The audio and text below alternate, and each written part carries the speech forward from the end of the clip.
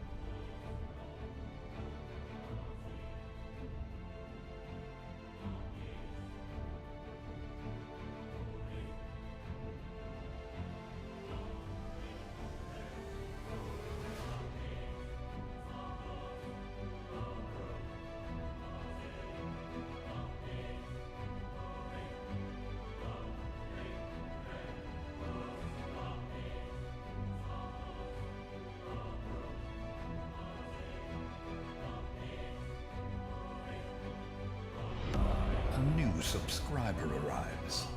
It fills you with determination.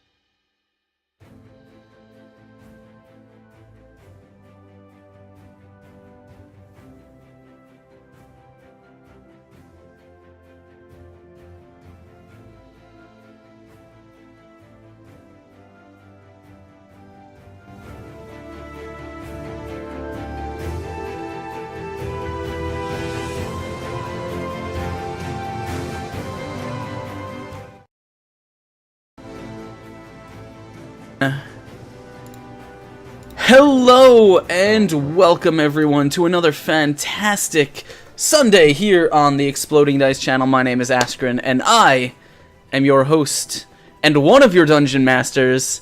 Welcome guys to a brand new show that I have joyfully dubbed the DM's Table because I am joined today by some of my best friends in the role-playing community to hang out with you guys. And we're just going to do everything about DM talk. But before we get into who and what the show is, I want to say hello to my friends. You can see them sitting on this side all around me. How are you guys doing today? Yeah, you know, audio issues. Nope, everything smooth sailing. Nothing has ever gone wrong. I don't know what you're talking about. I'm not even following your channel. Wow. Oh, rip. That's disgusting. This is how much Tia likes me. She's We're just friends that don't follow each other. No, I think I've been following you for years. Wow. Man. Me too. Well, guys, why don't we let's just get right into it. And first of all, I want to start the show by thanking Mr. Montravant, who has pledged themselves as Dice Thulu's loyal minion with the Twitch Prime sub. Thank you so much. If you guys have not already, drop those ED cheers or Explod 3 cheer, if you have it, in chat to raise your drinks for Mr. Montravant. Ronzi, hello, how's it going? How are you guys doing? Oh, I didn't put the follower notifications on. That is a thing I didn't do. I didn't put them on streams. I'll do that in a second. But guys, we are. So if you don't know, I talked about this a little bit last night. But some of the best in Twitch DM streamers have kind of gotten together behind the scenes, and this show is what happens when we all just want to sit down and nerd out for a few hours a week. And so hopefully, being the first episode, what you guys can look forward to in the future is lots and lots of cool people rotating through here. It's going to be a different panel every week, so different opinions, different topics, and each of us will be bringing something interesting to talk about. But before we dive into our topics, why don't we have everyone introduce yourselves, tell everyone a little bit about who you are, what you get up to, and I don't know, maybe your background in D&D, just so we can all establish our own bona fides, I guess. And let's start with you, Tia, because this is your first time on the Exploding Dice channel. That's true. My name is Tia Lorelania. I'm not missing. They found me. Still hitting that gong. Oh man, that's gonna follow me forever. If you don't get that joke, don't worry about it. Well, I'm not exactly as famous as these two here on D&D channels for DMing. I'm rather new to Twitch for DMing, but I've been playing D&D since I was 12, 13? Started in 2nd edition revised. I skipped 4th edition with the exception of the Menzo Branson book, and I've got my own campaign that I'm doing, 8 Legs of Loth. I'm over on the Encounter Roleplay channel as a guest. I'm over on Airhose as a guest, and I also do Vampire the Masquerade. And I have experience with Lord of the Rings, the role-playing game, and with... God, there's gotta be more in there, but I can't think of them right now. That's me. Eric, take it away. Take it away, Eric. Yeah. Hi, everybody. I'm Eric. I'm Eric Vulgaris on the internets. I am a part-time streamer who does a lot of stuff with indie role-playing games in various degrees. I think I did a count last time, and I'm about at 84 different role-playing game systems now. So I wonder what the do record things is. for a while. Oh, I know my buddy John is like in the 200s, and I mean, but like they're game designers, so like I would imagine that playing systems is an integral part to design systems. So I'm sure there's quite a lot up there. If you've been around the block for 30 years designing games, I'm sure you know a lot of cool little weird ones. But yeah, so right now I currently do several shows. For example, I'm running Askren as well as some others through Mouse Guard, the Mouse Guard role playing game on Mondays. Tuesdays is my indie one-shot show where we just do a bunch of random shows. For example, like Microscope or Fiasco, if you heard of those games. I kind of focus on GM-less one-shot storytelling games. Wednesdays, I'm running Torchbearer, which is sort of like advanced Mouse Guard. It's kind of like Darkest Dungeon role-playing game. That's really fun. And then, of course, this Saturday yesterday, and going forward on Saturdays, I'm running 316 by Gregor Hutton, which is sort of like the Starship Troopers / Aliens / Joseph Heller's Catch-22 / Apocalypse Now. Like, hey, war is really weird, and you're a space marine, and you're supposed to kill every living thing in the galaxy. That's cool, right? Don't worry, your commanding officers are your friends, right? Like, it's kind of like one of those games. So it's really fun. We just kicked that off too. So I'm running a lot of games right now, and when I'm not doing that, I am just like injecting Destiny 2 into my veins, just right in there all the time. Anyways, but Blizzard Activision sucks. Just something. but what about that handsome man in the top left? I don't see anyone here. Are they green screened in? Is that what's going on? No, you guys know who I am. My name is Askren. I am the host here on Exploding Dice.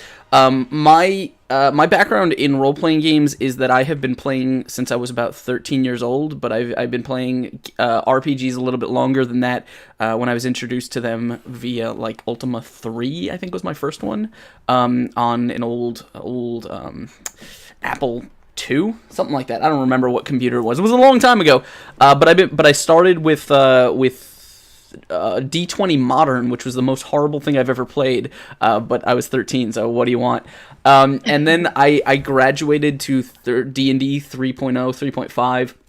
I actually started dungeon mastering in 4th edition via Roll20. That was actually what got me back into DMing. And then shortly after that, I moved to Pathfinder, and then I started streaming, and that was about almost 2 years ago at this point, and I have been, wait, who is Askren? I don't know, some weirdo. And I've just been here, running RPG content. Right now, I'm currently dungeon mastering an open legend game called Writhing Moon, which is a horror game, just played last night. It's fantastic fun if you like gore and mystery and mind-twisting madness. I'm also a player in a Mouse Guard campaign, which has fast become a system that I have a lot of enjoyment for, but I also have a lot of criticism of, in how different it is from other RPGs, in just how it makes you play. And that's it. I do a lot of 5th edition stuff, too. I still play Pathfinder, off stream. So I've got and then I love cheesy little rules light systems like big motherfucking crab truckers and paranoia and stuff like that. Everyone is John. I just have a soft spot for those things. So that's me. That's you guys know who I am. Thank you guys for joining us, by the way. If you guys have not already, Dice Thulu has the retweet link for you right there. Please hit that link. Tweet. You can retweet us. Tell all your friends that we're hanging out here and having a good time. And don't forget to keep your topics and questions. We're going to take those probably in the second half of the show. We're going to be answering all your kind of stuff. Put your questions anywhere. I'm going to answer them. Put them in chat. Just stick it wherever. I told both of these guys, I'm like, if this turns into one of those shows where it's like, we're going to talk about things exactly on the dot, like, I'm out of here. All right, fuck it.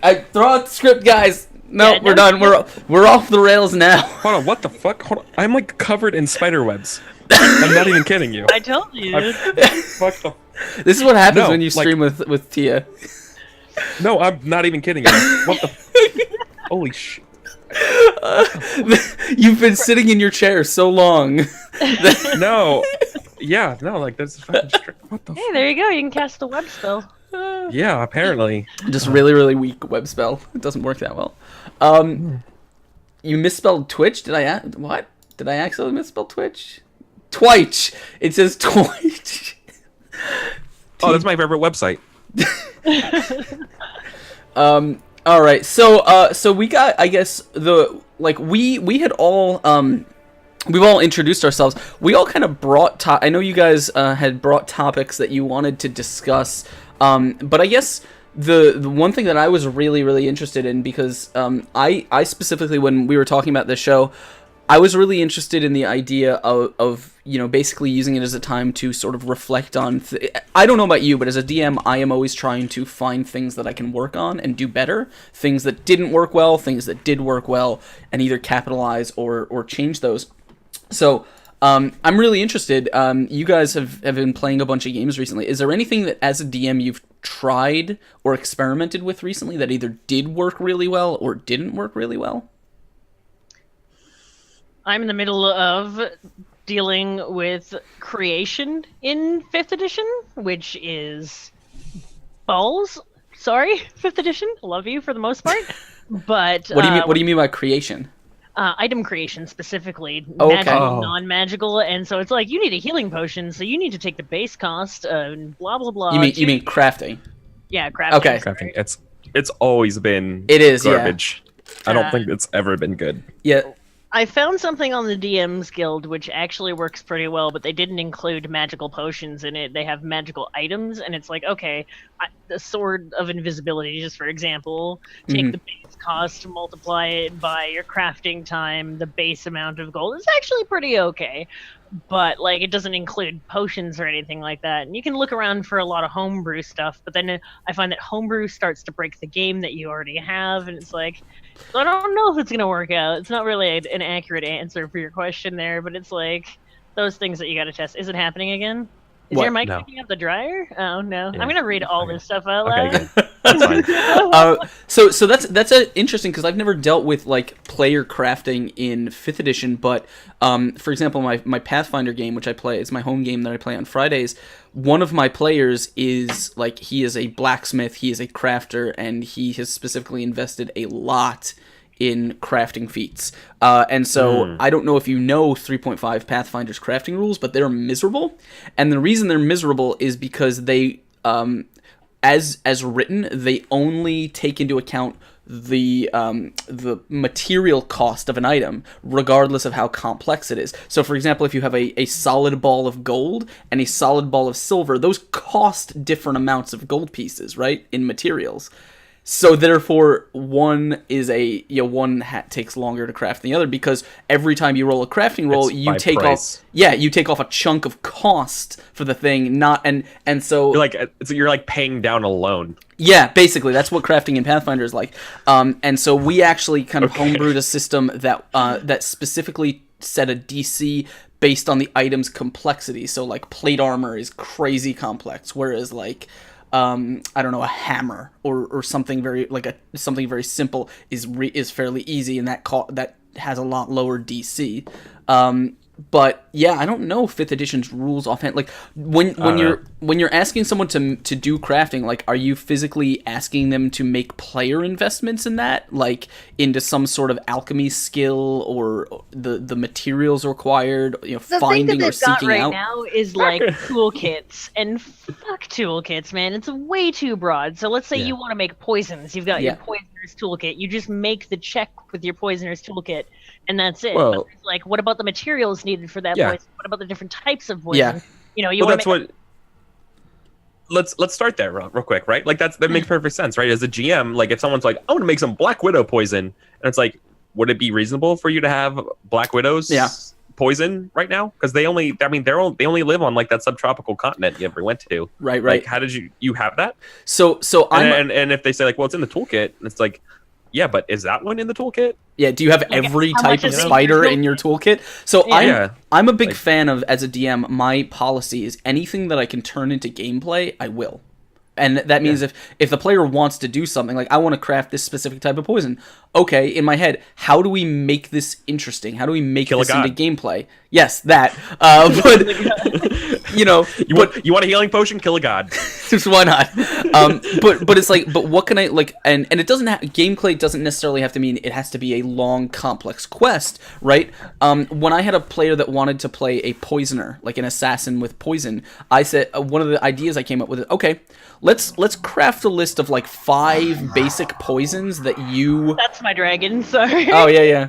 I said let's craft a list of like 5 basic poisons that you know at level 1, and then anything you want to do over that, you will have to seek out. You'll have to find someone to teach you or sell you the recipe. There will be some gameplay involved into expanding your repertoire, because I kind of like doing things like that.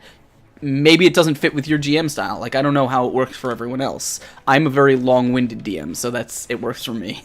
I'm also the same way. I love getting the nitty-gritty details of things, and it was like, okay, you need to have piece X, Y, and Z in order to make your potions. And I understand that with like the kits or the disguise kits and the poisoner's kit, they want it to have a broad general term. But even the player's handbook, you can get things like purple worm poison, and it's like, okay, that's not going to be in your poison. Well, just because it's on the list doesn't necessarily mean you can get it, right? Exactly. Like just because it's codified in the rules doesn't mean every shopkeeper will have it. Like if someone wants purple worm poison, okay, how rare does that seem in my head? How much work would they have to go into finding someone who can sell it to them, right? And then make them do that, make them do the legwork. You think Fandelver selling purple worm poison get like what? Yeah, like, no. You know what I mean? Hell no. Like Fandelver barely can support a blacksmith. Like, you know, that's you know what I mean? Like they have enough problems. You're not getting anywhere with that or whatever. Like maybe like probably Menzo has it, right? Like Menzo would probably have some purple worm poison if you ask the right people. Yeah. Right? But like you know, like it's all those types of questions you have to ask yourself. Like, is it reasonable to do that, or like, do you have a connection here? Yeah, that could probably get it right. And then like that brings up another and point. That's fun. Like, connections for the materials that you need to get. Like you said, turning it into a quest is a great idea. Breaking it down and making it happen like that. But yeah, you can't just be like, oh, my poisoner's kit, poison. Right, and that's the thing is like, so one of the things I love is players don't start with those kind of connections, right? Which means what do they have to do? That's legwork. Kill gods. They have to go around. They have to ask questions. They have to visit back alleys and shady people and say like, who would have this and where, right? And like they have to actually invest the time into finding those connections. Yeah. It also go ahead. It also just completely depends on what kind of game you're playing. Yeah. Right. If you're playing Godslayers, maybe it doesn't matter where you get the purple worm poison because like you already have it. Because that's not the point. Is not being like, can we find down Chuck McPoisonface to give us the worm poison? The point of the game is to kill the god of war. Like, you know what I mean? Like, we're not worrying about that. Like, yeah, okay, How you teleport to town. God of war without Chuck McPoisonface to grab your poison from so you can poison the god. Right. Like, no, you zoom past it. Like, okay, you met Chuck McPoisonface, you got the poison. Okay, you're standing in the front of hell itself. You know what I mean? And we just go. And that's why I say, depends on the game. And that's why I say it depends on your DM style and what kind of game you're playing, right? Like the genre of game. Yeah, it's how, you know, it depends on how important this particular step is to the player and what you're doing at the moment.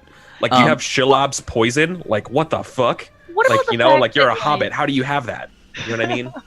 Like, that kind of stuff. What about level into all of this as well? Like, forget the fucking kits. Let's just say that you have a fucking poisoner's kit or whatever kit. Let's say you have a jewel crafting kit, and you were, I don't know, jewel crafting Bob, and jewel crafting Bob is level 1. Well, what happens when jewel crafting Bob is level 20? Jewel crafting 1 Bob to jewel crafting 20 Bob, the proficiency check is almost, besides like the 1 or 2 points, right? But it's still the same difficulty class to make the different things. Right. So why isn't level taken into account? So my the game, my home game where I have this crafter, they're level 10 right now, and in Pathfinder, skill ranks when you invest feats and you know, bonuses and stuff in this get ridiculous. I think his crafting bonus is something like 25. Meaning that when he will That's fair and balanced. It's just how the system is designed to work. The DCs scale also, but for crafting, like largely when he wants to craft something mundane, I don't really make him make the check anymore because generally his DC just like even if he rolled like a 1, right, he'd still beat most DCs except for really, really complex things. But we still so I don't really make him make the check for most things. Like, he's been making a suit of armor for almost the entire campaign now. It has nothing to do with the check. He doesn't need to roll a check. What he does need to do is he needs to find time to sit down and craft it, because we said when he sat down to make this plate armor, okay, this is going to take you 22 days of crafting time. It's plate armor. There's a lot of complex pieces here, right? And so what he, you know, it's not the check that matters. It's finding the time in their adventuring schedule to actually sit down and put in a day of work to make this happen, right? And I think he's gotten like 16, maybe 17 out of the 22 days so far, and he's level 10, right? It's just because of the way a campaign goes. So that's why I like that, is it doesn't really, the check at that point doesn't matter. He's a good enough crafter that he can do it in his sleep. It's just finding the time to make it happen. Yeah. I mean, another part is like, what is the consequence to failure if you don't like do the crafting? Like, I feel like the time thing's a good way of doing it, because it's like, yeah, you're a skilled craftsperson. Of course, you can make a plate of armor. The question isn't whether or not you can do it. The question is whether or not you have the time to do it, right? Because like what are you going to do? Like, if you make a check and be like, nope, you fucked up, and you wasted all those days, like no, like, yeah. What are you talking about? Why can't I take 20 on it or whatever? The check wouldn't be for the whole thing. No the check would be for 1 day of work. But again, because of the DC, like you're right, there's no point in, like, I don't see a point in punishing him for investing a day of crafting. Like, that's because downtime, especially in our campaign, is scarce, right? So when he chooses to invest that resource, for me as a DM, the opportunity cost. Yeah, I don't see a reason to essentially punish him for investing a very scarce resource. And that's another thing that I kind of like bringing up is, as a DM, we kind of have to think when a player wants to accomplish something, like, do we punish this player, right, for investing their very scarce resources, right? It's fine to punish a player when they're investing a resource that is essentially unlimited, right? A perception check, a couple of hit points, whatever, Just a couple. Whatever, no, but for resources that aren't like so scarce that losing a day of downtime in a campaign where downtime is scarce could be the meaning between like accomplishing a goal, or it could sway a lot of things. I think in that opportunity there would really be up to the player. If it was something that, like, let's say this suit of armor is like a key to your campaign, they need this suit of armor to kill the god. In that case, like, for me, it'd be like, well, why wouldn't the player say, hey, I want to take a little bit more time on this to lower the difficulty check? Yeah, and even if downtime is scarce, if it's super, super important to them, if they fail, it's like, well, I could lower my difficulty check by taking longer and being more meticulous on these items, as opposed to, I need to make this in 18 days, I'm going to rush through. The chances of me failing are higher, right? Yeah, but like, there's no real, like, there's no widget in D&D to be like, okay, now your armor breaks, because yeah, of course you rush through the thing and your armor, but like, like you failed your test. It's like, yeah, okay, you made your plate of armor, and then you fight the dragon, it's like your armor falls off. Like, yeah, you know what I mean? Like, there's no, like, you can kind of get away with it, but like, there's not like, that's all. Sorry, like, when you said that, I just had like a picture of like a knight in armor raising their sword to go and hit the dragon, and the sword like, snap. Yeah, pops off. Yeah, he's like, I should have tempered this. No, yeah, because you failed that roll. Or but whatever. there's I think there's an agreement in D&D inherently that as DMs, like, we don't punish players for sunk costs, right? Like, you don't punish a player for their ability investments. That just doesn't really, like, that doesn't accomplish anything except making them feel like shit.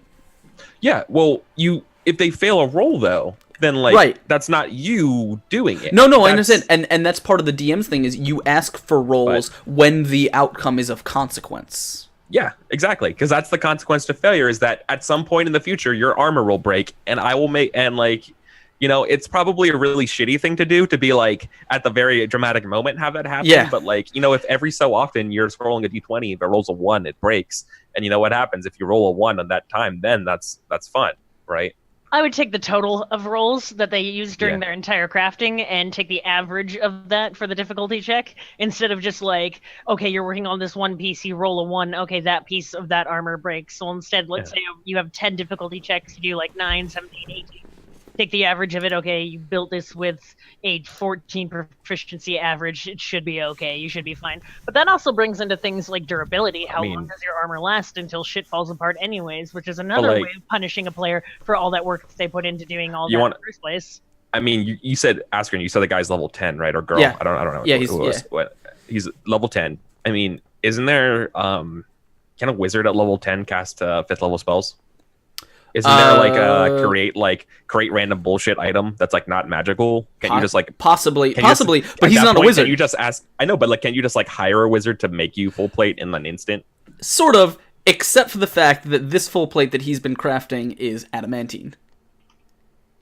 Oh, right. I don't think the spell lets you do stuff with special. No, so and even still, again, there's like, they haven't had a wizard in their party, and they haven't really, like, it's just a campaign thing, right? It's just the way the campaign's gone. But again, this player, he chose to invest everything he had into crafting, which means he doesn't want to just go to a wizard and have the wizard fabricate his armor for him. He is making it with his own hands because he is a blacksmith. That is his thing. And also, so just as a side tangent, because I like personal quests and personal growth for every character. I physically had him meet his grandfather in town, who he'd never really met before, to teach him how to make better dwarven armor, right? And so now, like, when he finishes training with this guy, he's gonna make fucking great armor, not just like, normal. He had armor. like Mr. Miyagi trained him. Yeah, basically, yeah. Yeah.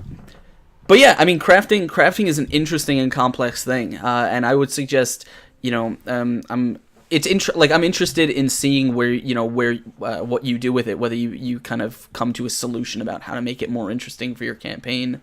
Not just healing potions, but other things if that's the thing your players want to do. Just comes to breaking it down intrinsically over and over and over again. And the roles, I mean, we as DMs and players are subject to these little bastards. These little bastards will make or break your campaign sometimes. Yeah, I get it. Eric, what about you? Is there anything you've been doing that's interesting recently? Interesting. That's recently. Yeah. So I think Torchbearer is really interesting in the way it handles a lot of stuff, is because Torchbearer is basically like old school D&D with like mouse guard beliefs attached to it. And so like I've been running into these problems where I'm playing with a lot of experienced people with that game. And it's just a way different experience of running the game with people who've played the game before than not. And so I'm encountering these problems where players are just being really, really, really good at the game. And I don't want to punish them, but it just seems like they're doing a really good job. And you have that point where like players are really good at playing a game, and you're trying to be fair. When you say like really good at the game, is it an issue of like they're in a sense better than you are, in the sense that they can outplay you as a DM, or is it just that like you guys are aware of like how everything is going to break down when you go into a situation? Yeah, they're just like breaking down situations perfectly. I mean, you played Mouse Guard, so you know what it's like to be like, if you have the right wise and you have the right talents, you can just all just do these things perfectly. It's like watching a SEAL right team. Wives and right talents. Oh, wives. That too, yeah. Wives, if you have the right wives, you can get anything done. Yeah, it's true. That's how Mouse Guard works. Okay, sounds like a game. I'm in. It's like, so they're just like instead of being like dangerous murder hobos, they're like they're kind of awkward like in terms of their character personalities, which is fun, but they also have the thing of just being kind of like a SEAL team that's just been inserted into this dungeon, being like, okay, like I'm doing this thing right now, here's my excellent thing. I have a player who, I mean, bless them, they literally wrote up an Excel spreadsheet of tracking their oil and things like that, and like how much light we have per character and food per character. It's like, that's a thing in this game, right? It's like wilderness survival plus dungeon delving. So overlooked in games, like especially D&D, and it pisses me off. And I like, keep track of your fucking ammunition, keep track of your rations. When was the last time your character had a drink of water? Like that stuff is important, and it's just kind of glossed over in most games. I think it's glossed over because it's not really heroic, right? And D&D, like what do you when your players are like level 10 or higher in Dungeons and Dragons, and they're in a dungeon, right? Are you gonna be like, hey, who's had a drink of water recently? No. Like, because it doesn't do anything to enhance the I don't know. Yeah, because you're level. The most heroic thing you can do during a day is make a fucking sandwich. So yeah, but like level +3 sandwich. I mean, I feel like if you're level 10 and you're still in a dungeon, I feel like you already fucked up. That's not true. That's not true at all. Why aren't you killing gods at level 10? Because you're level 10. Yeah, you should be killing gods. I don't know about you. That's not the D&D I play. Yeah, like for me, it's like levels 1 to 5 is like I am the intern of a group. I had to go in the dungeon and I have to go into the dungeon mine the dungeon, get the coffee for these people, and then all of a sudden by 5 to 10, I am the person getting interns, and like we're like the regional level, being like, oh shit, you know those places we were mining? Yeah, that's because some bad dudes like trying to break his way. Are you playing like Sim Dungeon or something? Like what is this shit? Like but you know what I mean? Like D&D has very like okay, but the way the power level works in D&D is not linear. It's absolutely discrete jumps. Like whenever you get your iterative attack, like that is a discrete power jump. Like what you can tackle at that certain things matters, right? Like the difference between a CR4 and a CR5 monster is incredible. Like you have to be really careful with some of that stuff, right? Because it factors in these iterative attacks and things like that. I think that the challenge rating of monsters is almost completely obsolete. I feel like the way you're talking, they try to measure it is fucking screwy. It is, and also I feel like you may not be. I don't know about you, but it sounds like you're not super familiar with 3.5 Pathfinder. No. Oh, for not for Pathfinder. I'm talking about 5e. Right. Yeah, so other editions are so different than 5th edition in how they scale their challenge. Right. Well, like the game doesn't. I know. All I remember from my time at Pathfinder is that like once you get 6th and 7th level spells, just the whole game changes. That's what I remember. Yeah, and my players are just hitting that point right now. Like they're getting huge shit. But also there's a lot of weird traps in there in the way that challenge rating scales and stuff like that. Also, like the thing about Pathfinder that's weird is that a lot of investments that players can do. Like I love tripping in Pathfinder. It's one of my favorite things to do. You fucking pull some guys' legs out from under them and they're prone. There's a level in the game where you literally can't trip anything because everything flies or has too many legs. Yeah. And it's just, and that's, okay, rip, 7 levels of feats, the end. Gone. But... Dude, I had a campaign where we actually had the choice to kill a god or not. And in that campaign, we're down at a volcano, we have to cross a huge-ass chasm, and I'm playing a Dwarven Slayer. So, like, I have no magic. But you know what? If I get within 5 feet of somebody, I just become a whirling death ball machine, doing like iterative attacks plus sneak attack. Just like I'm just cranking out 100 plus points of damage a turn if I can just do my full attack on somebody. But like we cross this chasm and everyone's like, I teleport. I turn into a bird. I summon a bridge out of the ether to cross. You know, and it's like I can't jump that. Your DM doesn't take account to like divine rank or avatars because it sounds like you just like walk through a portal and say, hey, there's God. There's only one of you. Fuck, let's do. No, there was. I mean, like the point of the game was to determine like basically all of reality is it's predicated upon a god who has infinite amount of suffering on them, but it causes reality. And so the question was whether or not you want to relieve this god of suffering, because there's this entity of just pure. But he is the holder of reality, and he's just more. Well, you don't know it. You do not. Yeah. It sounds like an Atlas situation where you take the load off of his shoulder, and it's like, fuck, I don't want to do that. You just that's what I mean. Like, are you cool with the god that everyone worships is actually just in eternal pain, keeping everything up? And it was like, the answer is yes. Yeah, exactly. That's what we did too. We're like, I'm fucking with that. But anyways, like. There's weird power things where like we're debating to turn into an elemental or banish demons and stuff. Yeah. And I'm like, I've been doing the same shit I've been doing since level 6. I just go up and just kill everything. That's been a problem with D&D for a long time. Is that it's especially prevalent in 3.5 Pathfinder. Is that like wizards, anyone who casts spells, kind of powers up. Fairly quadratically, whereas fighters just kind of go fairly linearly. Like the reason for that is because their starting levels as wizards is they're squishier than a right. fly, right? But it's also not comparable in the sense that like at a certain point, and this is a debate I don't want to fire up because it has gone on for almost 15 years now, but like I'll debate it for another 15 years. Just right now, after this show, we'll be on until next week. You're just like, let me in the ring, tag me in, let's go. But I'm ready. Before going forward, like me, if you had to put yourself as one class, like I am a fucking necromantic wizard, and I know that's gonna surprise you a lot at home because you think, hey, fucking, you're the cleric of loss. Like, no, that's actually my backup character. I've always been the wizard. So when I hear you shitting on my class, I'm not shitting on wizards. I'm saying that Spellcast. the way it works in 3.5 in Pathfinder, not so much in 5th edition though. It is there a little bit.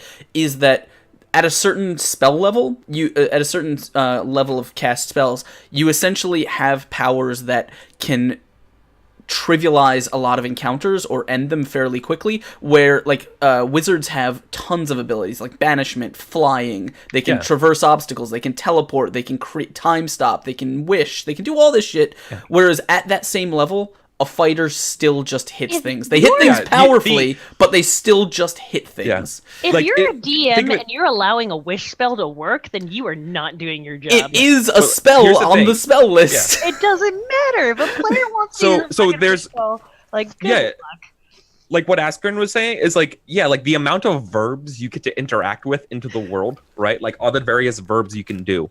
Right, fighters basically their list is set from level 1 on, and the problem with magic is that magic isn't a verb; it's a meta verb. It allows you to create new verbs to do things in the world, right? Which is like intrinsically more powerful than a character who doesn't have it. Way of putting it, I love that. Like if you think of like every action you can take in the game, and you think of each spell as a unique action, of course a wizard has infinite more ways to interact with the world than someone else, right?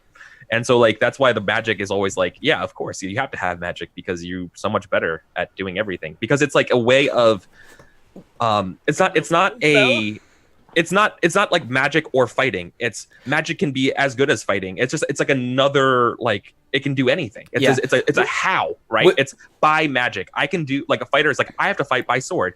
And then I have to pick locks by my tools. What do you do with a wizard? I can fight by spell. I Blade can pick wind locks by spell. You know? I can do things by spell. Like I can do everything by spell. Ideally, like an entire player group works like a suspension bridge, though, where it doesn't. It should. Right, and the counter to the wizard, the caster supremacy argument has always been, well, players work together, they don't work against each other, and that is true, right? I'm not denying that. I'm just saying it is like when you compare 1-to-1, like there are so many situations where the fighter essentially, like Eric was saying, when you're going down into a volcano, what does the fighter do? Well, he walks. What does everyone else do? They fly, they teleport, they turn into a bird, they, elemental form, whatever. And again, I'm not saying that it's not fine. It's D&D, whatever. I'm just saying, like, I loved my Pathfinder group. We just had a character death, the Barbarian, who when he hit in rage mode for like a power attack would do like 180 damage with an adamantine scythe that would cleave through literally any material.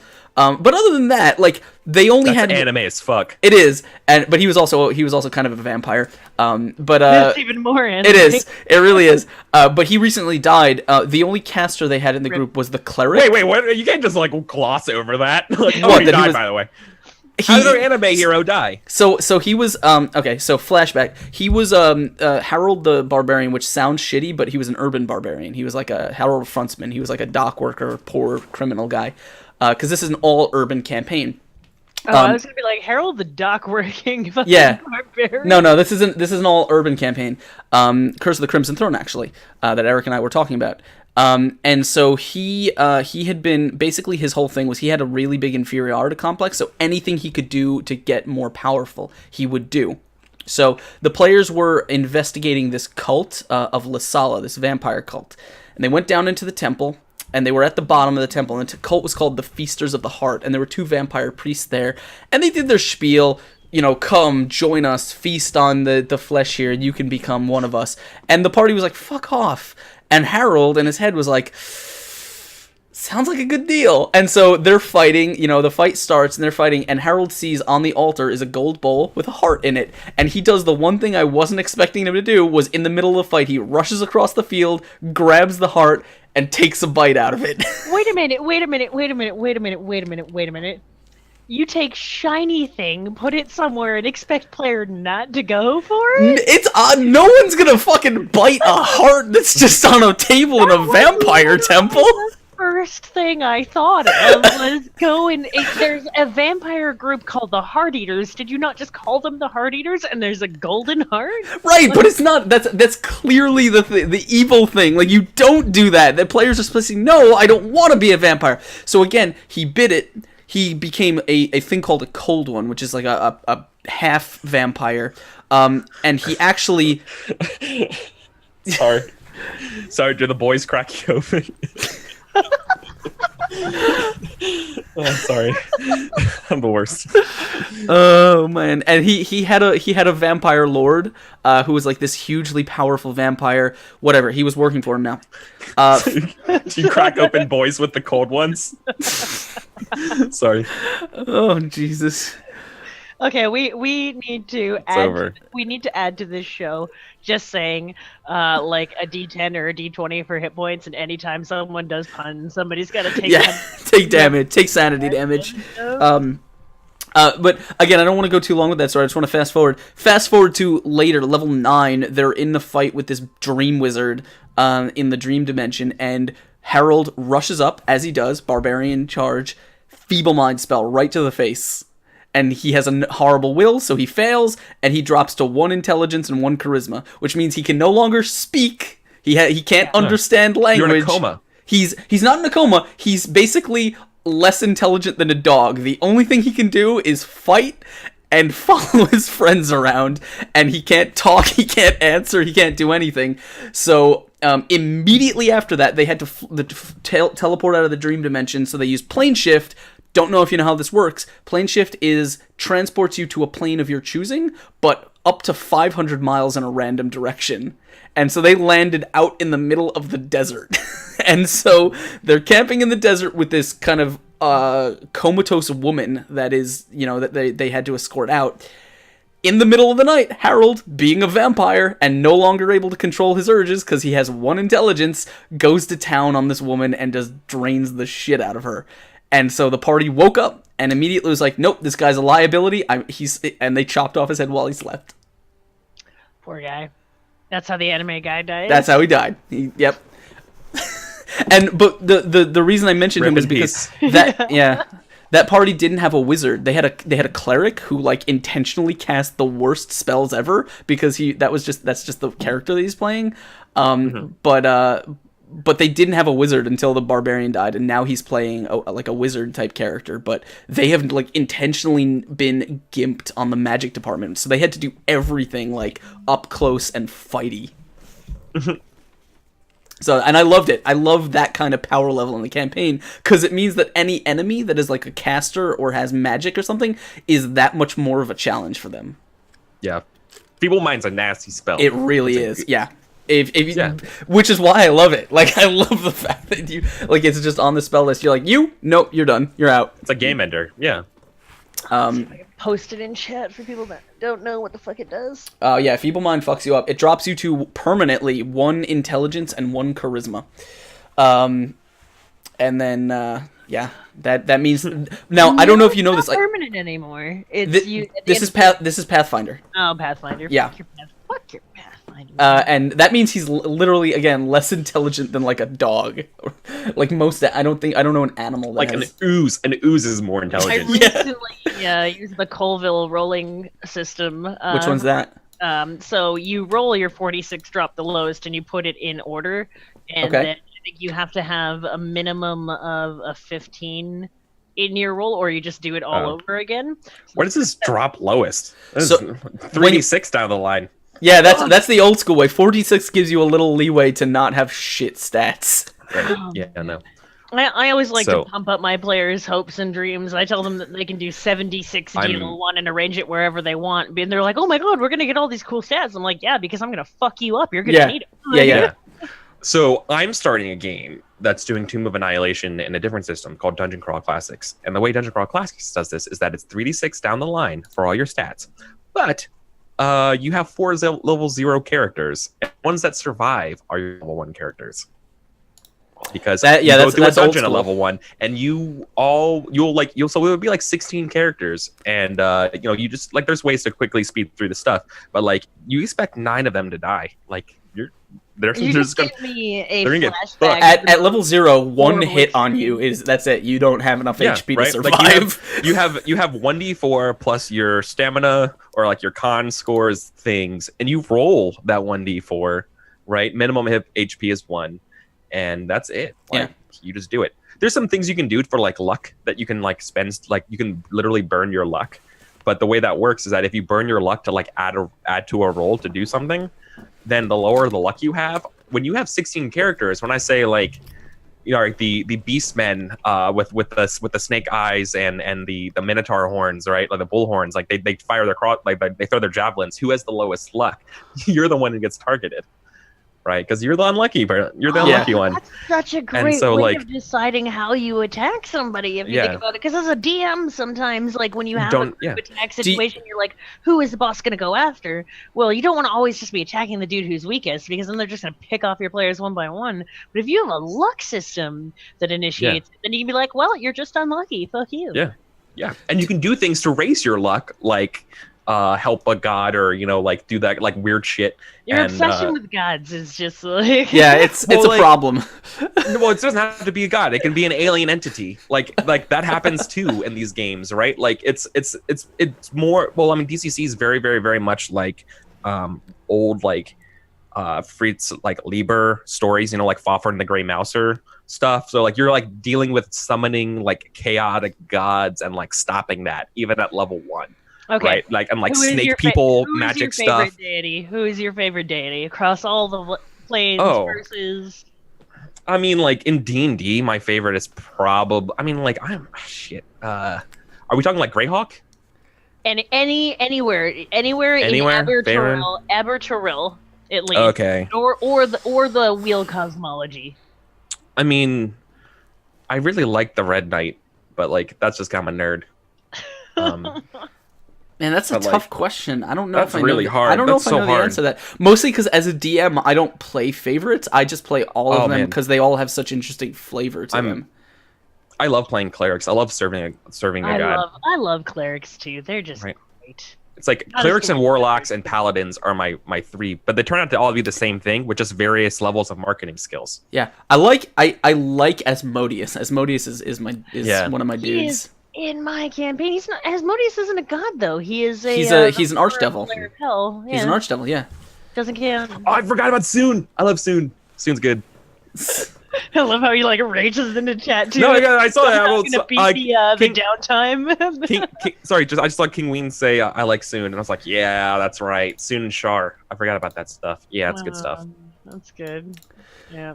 Mm-hmm. Takesis, I mean, she's great. She was my second favorite Delos. What's the other one? The other one down in the Underdark. Oh god, there's so many. There's Oh. Gonadar, there's Kyriansily, there's Loth, there's No, Veyron, the there's fungus one. Elfendarm, There's Oh, yeah. fuck. I don't know. What's the goblin one? Metubalet or something like that? Magubulet or something Yeah, like that. Magubulet, Some yeah. fucked up saying. I know. Yeah. What's Pluplupine? Oh, Pluplupine? I like, no, who's the fucking Gliploblop. I like Gliploblop. Gliblublop. By the way, Gliploblop is and the one. What's the fish people? What's the Sahagwins? the Kuatoa. Yeah, Kuatoa. The ones that literally they can create new gods. The my favorite. So by the way, What are this they? is You know what I'm talking about? Yeah, I actually I- had a I fan art love- recently of a Kuatoa. I love the things that can create gods because it's hilarious. Because like, could you imagine it being a creature that's so scared and terrified with like so much energy in it that you can just create minor deities that barely last at all, and like the effects that it has? It's insane. That's so cool. That's such a Zogtamoy. cool idea. that's the one that I couldn't remember. Zogtamoy. Zogtamoy. No. That's another. Jubilex. That's another Oh, demon. Jubilex. I love Jubilex. That's such a good name. Jubilex is the ooze Jubilex god, is a right? great name. Yeah, I think so. That's Yeah. such a good I name. think that person's just pulling out fucking out of the Oh, abyss. is it Sune? Reading things there. Wait, is it Sune? Is it not Sune? It's Japanese. It's Sune. I don't know. Fucking, I have no Holy idea. shit! See, like I've only ever read these things. Don't I've even- never don't even- heard it. Don't even get me started on the enunciations in things in fucking role-playing games. Yeah. Right? It's like we're all I say- nerds. I say just pronounce it the way you want to read do. it. We've all read it before Okay. we've heard it, right? Yeah. So like, that means we mispronounce things. So what they since need is, you know how like Google, if you don't know a word, you type it in and then it reads it out to you. Like they need that. they did that for 5th edition, they had Matt Mercer and a couple other people read all this shit on D&D Beyond. On the Nice. wiki, they fucking pronounced everything. Since people are dropping like Vecna and some other big enemies, that's an interesting thing. What is your favorite campaign boss? Maybe not one you've used, but your favorite like arch boss for Sigil. Who? No, sorry, I just realized that Sigil reminded me of something. But no, I'm sorry, I have an answer for you, Askren. Go Campaign for boss. it. Go for it. This is actually related to gods and stuff Yeah. like that. So Oh, there no. is, Who would've I know, no, but so there is in 3rd edition D&D, there is a minor. How do I put it? There's a minor theory, like it's a conspiracy theory that the Pelor, the neutral good god of the sun, is actually a demon lord. Okay. Who just hates undead. And there's reasons for this scattered throughout different books. Like in the player's handbook, almost all of the art is the god of Pelor just fucking up people. Like he's casting an evil spell called Symbol of Harm. He's like standing on the face of a barbarian trying to climb up something. In later books, there's literally a gauntlet by this god that's about punching people. And then when you punch somebody, you heal a Cure Light Wound spell. I love it. Because it's by touch, so like if you connect with somebody, it does 1d8 points of positive energy, To them? which heals people. No, so like the idea is that Because I love the idea of it saying, "Wait, hold on, I'm gonna heal you." It's like, Bam! yeah, and like that's what it does. It does the damage. Enjoy. And it heals you. Like because it's supposed to be good against vampires and undead, but like can you imagine that's a weapon like in this game? I'm like, what kind of god would make that weappen? And it's like clearly it's a god that just fucking hates undead. So I played this campaign about like there's actually a subcult of this neutral good deity who's doing these things, and like it's all about the positive energy plane and how positive energy is literally the most like dangerous substance in the world. It's like what cancer is, right? It's unrestricted growth so much that you explode. It's like we basically played Akira, the role playing game in D&D. It was really fun. It was like completely off the rails, but like it was incredible because like I just heard about this theory about this god, and I was like, yeah, that's what we're doing. You're gonna track down this thing. What about you, Tia? Do you have a favorite campaign boss? I mean, don't say it. Don't say it. No, it's not Lost. Okay. You can't fuck with Lost. She'll just end you. It's actually on a much more minor, humble scale. Lord Soth is Okay, that's some badass. old school badass shit. Yeah, that's been my favorite moment there for fighting, and he fucked us. So My favorite boss that I've never gotten to use, but I would love to because it's also one of my favorite campaigns. What the fuck? I literally just fucking Caius, man, the worm that walks.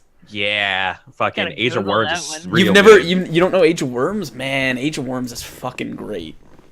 Age of Worms is an 8-part adventure path that was published in Dungeon Magazine, and Caius. By Paizo. Yeah, Paizo. It's second adventure path. Yeah. It was he is a worm that walks. He was an old necromancer that was kind of cult love him already. down in the jungle, and then he ascended to godhood after he died. And his he's humongous, and his body is made up of giant green worms that themselves are like CR8 monsters that just fucking rain off of him, and then he's just a giant person made of giant worms, and it's amazing. I miss Dungeon Magazine. King Wine said it too. Like I miss Dungeon Magazine. It was a great resource. I was talking to James Sutter about like how much good stuff was in there. Like if you guys there's a resource online that has most of the old Dungeon magazines. You can probably find it on Google. If you really need some old school and cool adventure ideas, like easy, quick, Dungeon Magazine always published 2 full mini adventures every issue, every month. So lots of stuff in that back archive. Great for Dungeon Masters. Asger and I like completely nerded out at TwitchCon, but like we both were the same thing. Like we were talking about our Curse of the Crimson Throne campaign planning, and we both had like the exact same ideas, but did them differently, but like with different modules and ideas and shit. We're like, oh my god, it was amazing. Out of my head. Man, that stuff's so good. Yeah, man, campaign planning, that's fun. No, it's not. It's fun until it's not fun, because you get the Well- idea, you get going, you get to the point where the players catch up to your campaign idea, and then you're like, what the fuck do I do from here?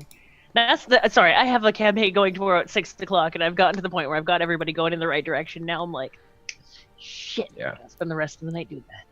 It's, you know what, I used to have a lot more time to write campaigns than I do now, and nowadays, because I've gotten so used to not writing and just kind of winging a lot of it, that when I do have time to sit down and write, I'm like, I don't know how to start. I don't know where I want to go. Like, I just want to, like, I don't know. Like, I'm more comfortable just winging it now than sitting down and trying to plan shit. Me too. But for Crimson Throne, I literally just pull modules and adventures and just throw them in wholesale now, like, just to buy time. I am trying to take two ideas that are incredibly cool and smash them together and hope it doesn't blow up in my face. I'm taking old school IRC text-based role-playing in my Discord, allowing people to join in the Discord in characters for the campaign that I'm currently running, and the shit that they do in Discord is going to affect the campaign that I'm currently running. So that's either going to go really, really good or really, Seems really like a bad. lot of reading and a lot of note-taking. It's a lot of work. It's my baby right now. I'm just kind of like, please don't die and take me with you. Yes. Oh man. So all right, we've been talking about that for a little while. I have a bunch of notes here about butts. That was my I was next- gonna say, fuck your notes, man. The whole point of this was to not be Look, a note-taking They're machine. just ideas about things I want to talk about, but you were like, no, fuck that. While you're looking that up, I want to ask you guys about what do you do with Warlock patrons? What do you mean by do? Like, It how depends. much of a influence do Warlock patrons have in your campaigns and stories? Huge. The pact that you take with your master is where you get all of your power from, right? So Yeah. your masters, as it were, it's like, okay, you need to do this, or fuck you, you're not getting your powers. It's not like a god where you just be like, I love you, okay, here's your stuff. And it's like, okay, well, I need you to go and microwave that hot dog for exactly 2 minutes. Well, you did for 2 minutes and 1 second. You don't get your shit today. I kind of always imagined patrons as sort of like startups, and like you're like working for a startup, and Yeah. so it's like you're expected to put in 80 hours and like work for this scrappy person, but you get these cool perks, like and working for as a cleric is like working like, you know, putting on your suit and tie, holy symbol, like you know, and like working for the man, like sometimes literally. I But, like Yeah. them. I like them, but I don't tend to make them a constant focus, because I find that like the more you bring them up means the more it sometimes can feel like we're dealing specifically with the Warlocks campaign, and like I like to bring them up when it I like meant on like a player versus the pact, and like not as like the overall whole. yeah it's like I like bringing them back when like so if I can think of a way where I can use the Warlock's pact or their deity to push an interesting part of the story, I might have them like deliver that. But also other than that, like it's mostly about when the I like them in the sense that like when the player wants to tap into power to either get answers Eric's or to already freaking out. He's already. I see him. Wait, just, it's in Xanthars? It's gonna be in Xanthars? What? So you That's now, my dream. Yeah, now they're gonna have that. Sorry to Oh, interrupt. sorry, you, sorry, like, so sorry. Wait, what are they gonna have? So they're gonna have basically cleric warlocks. You can, and you know how you can like have Fey pacts now. Now you can have like a divine creature pact or something like that. So like an oracle? Yeah, Okay, interesting. it's gonna be sick. Oh, like the 'Cause- Celestial? Yeah, 'Cause- celestials. Because if Oh, you, that's so I don't know, good. yeah, I don't know how specifically that's gonna work out. I know in Pathfinder there's a class called the Oracle, which is essentially it's a cleric, but they didn't get to choose their deity. It just kind of happened to them. Like they just essentially how be. shitty I would mean- that be though? Yeah, well, like, Sorry, I'm just picturing, like, in my worlds, that's how all clerics work. Really? I love that idea. Yeah. Is that That's so no, fucking like metal. clerics are like, The nah, I worst choose idea you. I've ever heard of. I choose you. Yeah, and in Pathfinder it's interesting because you get to choose like your oracle. You get to choose like mysteries and things that are revealed to you, but you also get to choose things that are results. So like blindness, deafness, other things that yeah. happen because of your divine But possession. in my But also, I need to make a stipulation that in my world, there's like gods are kind of like just not really gods. There's only like two gods. It's like law and chaos Okay. itself, I was and gonna be like everything I else is can't just kind of imagine like in the mix. waking up, wanting my prayers, and being like, "Okay, Bob, I'm gonna pray to you so hard." Joe, why the fuck are you picking up the phone? Like, Whatever God's hungriest, and like they want that power. Like Yeah. belief fuels them. So, So- like if you can pick up that phone first. Or Yeah, well, also, to me, I don't really want to distinguish between that. I love the idea that they're so connected that like everyone's just fighting for love. They're like, no, pay attention to me. No, pay attention to me. Fuck you. Boom. Like, there's no, also- pay attention. This is my mortal. Get away from my mortal. yeah, And, there's like, there's oh, also yeah, something. what do you want, mortal? What do you there's want? also something to be Anything? said. Yeah, I got you. Here's some candy. Here's some power. You know, like what do you want? Just believe in me. Get some other people to believe in me too. Come on. You want to do it? Like it's like That's the worst. cultist, It's like, then. This is yeah, like warlock but and it- yeah. cultist. but it's all the same. It's like the most toxic version of Twitch being like, no, follow me, get some more people, retweet all my shit. like that's what they do. We just event Twitch gods. Like, Yeah, like that's what they are. Like they need followers. Like so, like I got this from obviously Fafra and the Grey Mouser. There's literally a avenue of the gods, and the more followers you have, the more you're able to push your temple, your like statues and stuff up the street. So like the idea is like there's like this leaderboard of gods, and so it's like you want these gods to get up there, and so they're constantly vying for each other. But like the point is that like what you're worshiping isn't necessarily like Loth, right? Like it's more like Hercules. Like you're worshiping like a person who espoused this thing, right? Oh, so like I just like thought Physic that- of the Jug. I really right? like It's that. sort of By like the way, the one that they worship in the book, and it's like I love that. So I like, really every like- god I is really like name of the blank. I really like that idea, and I want to find a Twitter way. for gods. Yeah, I want to God use Twitter it. I is want to use it exactly what in some way if I can ever write it in. Is like I love the idea of a physical representation of the gods, like that physically shifts or changes, so you can see like you can see the powers warring or fighting or like beating I'm each just other out. picturing, like you end up going to carnivals and stuff like that, and you were talking about moving further up the street with the gods. You know those like little squirt games you pay to get like the guy go further along the line. Yeah. So it's like that's what it is. What happens when the god reaches the end of the line, though? Do they just be like, "Peace, this is mine. Fuck off." Whoa, It's like the world record. You get That your sounds picture like a up there great for a little while. campaign. Yeah, so make your god. The god hires you at the beginning What of the campaign. does happen? I want to get to the end of the It's a great street, and campaign. you're like, okay, fucking do it, make it happen. Let's do it. Yeah, Sabotage definitely. everyone else. we're gonna have invented like 70 different campaigns to play in by the time this show is over. I feel like that's kind of what DMs do, though, right? Like it's like everything you talk about is like, I want to run that. Isn't it crazy how everything finds its way back to a D&D conversation, even though sometimes you're just like with a group of people and they're like, you're not gonna understand what Yeah. I'm trying to say, but this is such a cool idea. Can any of you watch a movie and not try to transcribe that into like an art role playing game session? I Or can't turn that off. television show. Yeah, nothing. Like there's no media I can consume anymore that's not perceived through the lens of like how can I extract the good bits of this for a campaign? Or Yeah, how it's- you there- realize the there's a bad lot of bits that. this don't apply Yeah. at all. Stranger Things Yeah. 2 is fucking garbage. Oh yeah, it's Garbo. I have It's not seen Garbo. season 2. I haven't seen it yet. Don't spoil it for me. I'm gonna binge it Like while I said, I'm drawing. I've- I later. don't believe in spoilers. You're like, yeah, I'll be nice. To I'm you. just Well, I it's Like not wait, real. I know as it came out, physically, as in like, or on Physically- principle.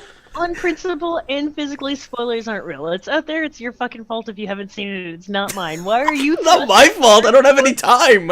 Why are you thrusting your fucking spoiler shit upon me? It's not fair. I'm trying to live my life, and all of a sudden it's like, no, I can't talk about this because I just want to live my life tweeting everything about the plot of this show. I have been tweeting about Game of Thrones every episode as it comes out for the past 6 seasons, and people are like, stop tweeting spoilers. I'm like, it's never gonna happen. Unfollow me. It's never gonna happen. Next, in 2 years from now, when Game of Thrones comes out, when I watch the episode, at the end of the episode, I'm gonna fucking talk about it. If you don't like I it, wouldn't know because I've had you muted for a year and a half. I don't No, know. I haven't. I don't blame you. Well, so when larger streamers, just a little side tangent here. So when larger streamers or companies or orgs follow me, I always send them the message, "You're really gonna want to mute my account. I tweet a lot," and they're like, "No, it'll be fine." I'm like, "No, you don't get it. Like, mute me." The only thing I did is like immediately after that whole debacle, is I muted your name on my feed, because I'm like, I don't want to see anyone talking about this. I should have immediately printed a shirt that said "I'm not lost." Should have immediately tried to think about the cash value. Sorry, I'm just reading what Grant said in chat, and like the players are trying to achieve much smaller goals, like find some missing adventures. But by doing that, they hope to become holy knights of an order called the Azure Rose, and help establish a church and hold sacred rites and gain converts. That is my dream in the game. Like, to me, like, to tie this back in, sorry, I want to do it, because like, no, you know about the power getting spike off things, topic here. the power spike shit, and like the level 10 in a dungeon thing. Like, to me, that's what a level 10 character is doing. Is like, I am founding a church. I am founding a stronghold in the wilderness. I run a castle, right? I run a thieves guild. I am doing these things where I am now an organization. Right, like I have a brand. Like, our adventuring party has a brand, and like we are movers and shakers in this world now, and we're dealing with things that threaten the world now. So here's the thing: rather than just like finding some bullshit lanterns, you know what I mean? So here's the thing, right? You're not beating up goblins for their lunch money anymore. You have followers. I agree you with have you on orders. that, I agree on principle, but here's the thing. I had a group, this is not the group that I currently have, but it's another group that was playing through Curse of the Crimson Throne, and they got to about level 8 or 9, I don't remember. It was right after the end of the second book, and things were not going well, and they wanted to hold themselves up in their hideout, and they were like, what we want to do is because we have a bunch of money, we want to buy a tavern and use it to organize a resistance, right? And we want to operate this tavern, and we want to do all this stuff in it. And I said, cool, here's what that's going to entail. You guys are going to have to do some of the work that's involved in planning and organizing, and you have to fucking source your own goods, and you have to make this front work, because otherwise it's going to be bullshit. And they were immediately like, that's too much work, let's just go to the next quest. And like, so I have no problem with players taking initiative and starting things and organizing things like that. It's just, especially if the plot that I'm writing, that makes sense in, right? But not every story, it doesn't make sense in every story, right? In some stories, you physically have to, like, you can't form an organization here because you have to go here and, and stop the king or whatever. A lot of the times, though, in those situations, I mean, like, Laura Lonthalassa is a brilliant example of this. She didn't want any of that responsibility. She didn't want to take over and make sure that everything was all good and, handle all the warring nations. But everybody was like, you're just the most powerful person here. You have to do this. And the world kind of takes over your character and starts directing your character that way. They do that in World of Warcraft, too, but in a much shittier way. Sorry, I don't want to fight the Burning Legion, okay? I don't want it. But why not? But yeah, you're right. Like, clearly, if your game's about being heroic, save the world, and you're not like invested in a place, then yeah. But often I found getting players to invest in the world is a way of like having power to change the world, and you can do that by forming groups and alliances and having things. Yeah, then you kill gods. But what happens if you kill all the gods? Then what do you do? You become the gods. Because those gods suck, and so you killed them, and you take their power. Well, and you're gonna do it a better way. What if you kill them, and then you find you just can't take their power? That's a great campaign. It's the end of the campaign. Nothing happens. All right, so like we're gonna flash forward 200 years. The world is in turmoil as everyone is warring with each other, and everyone blames this group of 4 adventurers who killed all the gods. I like that. That's a great campaign. That's like Dark Sun. Hawk Hunting says, that's totally Dark Sun. Sorry, Hawk Hunting says, you mean when one of your players wanted to steal the bronze statue and sell it? No, that wasn't Curse of the Crimson Throne. That was back in 4th edition with that shitty player. I didn't even tell you about how we ended up he ended up leaving the campaign because of the shittiest trap that I ever invented. And he just took it personally and left.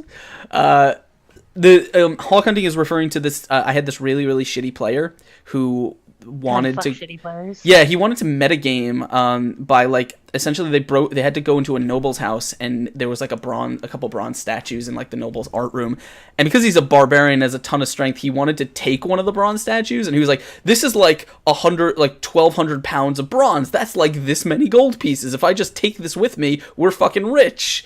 And then I'm like, no one's ever gonna buy this. Like you just hauled this out of the place for no reason.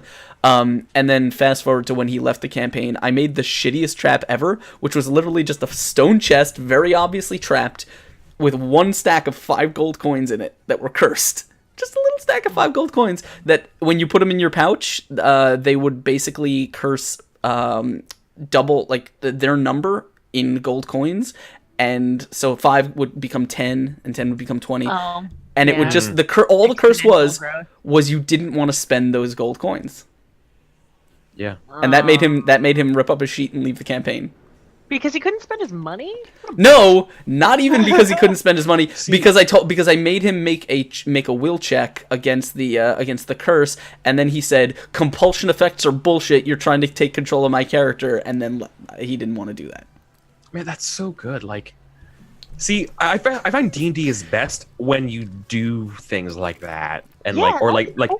when you like do something that's not like, I could have planned for this by looking at the rules or something like that. Like, it's like, no, dude, you blew up the evil god statue. Of course, these things are like on you, like haunting you for the rest. Like, dude, you just despoiled an entire tomb of elven lords. Of course, the elves hate you. You're like, what are you gonna do when you're branded as the elf, like the elf traitor, right? Like, right. That sounds awesome. Like, you did this. Like, this is the world now. You caused this. Like, that's stuff that you can't really like be like, well, I'm gonna take a feat so I don't have that penalty anymore. It's like, nah, dude, you can't fix this tomb that you fucked. You cannot unfuck the tomb. That's you know what I mean? That's the like, that's expanded good version of murder hoboing. That's Yeah. like, you're world hoboing. Like, yeah, and like having consequences to your actions is basically what I'm getting to, right? Yeah. Especially things that being like, no, like, oh yeah, so like you just, or the opposite is true, right? Like, you stopped a cult ritual happening to spoiling this old shrine to some god or whatever, right?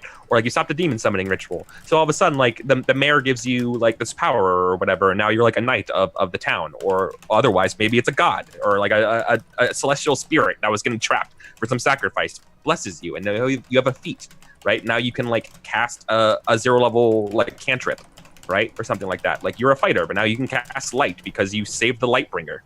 yeah, right? and Like, or like an avatar of it. Like, it's fucking awesome. Yeah, they give Yeah. their power to you for helping, as opposed to just, we're talking all about destruction, but it's such a good point to Right. give up. Like, if you help somebody that's a Yeah. god, they're gonna be like, wow, you know what? Thanks. Take one of these for the road.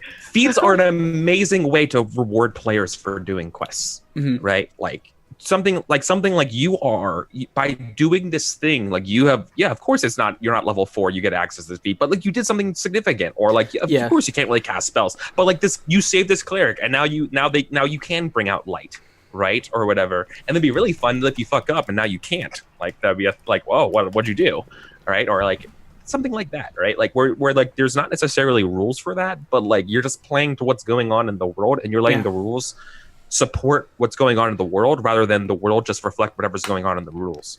Pathfinder right? Like has you're whatever you're doing, talking and bullshitting around in the dungeon and having fun and doing like that stuff right there. Then you're like, oh, okay, well then what does that actually mechanically look like? Yeah. How can I reward you for that? Well, of course this person's going to bless you with divine power, but like, and that kind of stuff. And the other way around. It's fun. Pathfinder has really interesting story feats that are often really complicated and hard to do. Like the requirements for them are very complex. They're not like codified like like a prestige class. Like you need to have certain ranks in this, certain levels in this. They're actually like when you do certain things. I don't have any in front of me to reference, but they have these special feats that you can be awarded with. But I also really like the idea of rewarding players with things that they don't expect, like not just treasure and money. Like reward them with something that physically changes how their game's played because of something they went out of their way to do, right? Something they especially if it's something that wasn't mandated by the plot. Right? I think that's much more powerful, because if you write something into the plot, like in the story, you're going to go stop the ritual that this cult is doing, right? Well, you were going to do that. The reward is your treasure and your level ups, but if they go out of their way to do something extra or different, right? that I think is a little bit cooler. For example, Crimson Throne. Curse of the Crimson Throne has a special segment where in the second book, I don't want to give away spoilers, but there's a plague and the players. Yeah, spoilers aren't real. There's a plague in the city, and the players are they give you a whole bunch of side quests, and then you can create your own. And doing each side quest essentially saves a certain number of people from dying from the plague, right? And at the end of the book, at the end of the chapter, it says, based on how many the players saved, this is what their reward is, right? And so, like, you can give them a bunch of shit, and so it rewards players essentially for going above and beyond and doing more than just going to finding the boss and killing them. And I like shit like that. By the way, guys, I put in chat if you guys we've been discussing kind of a bunch of topics that are kind of coming up in our own heads.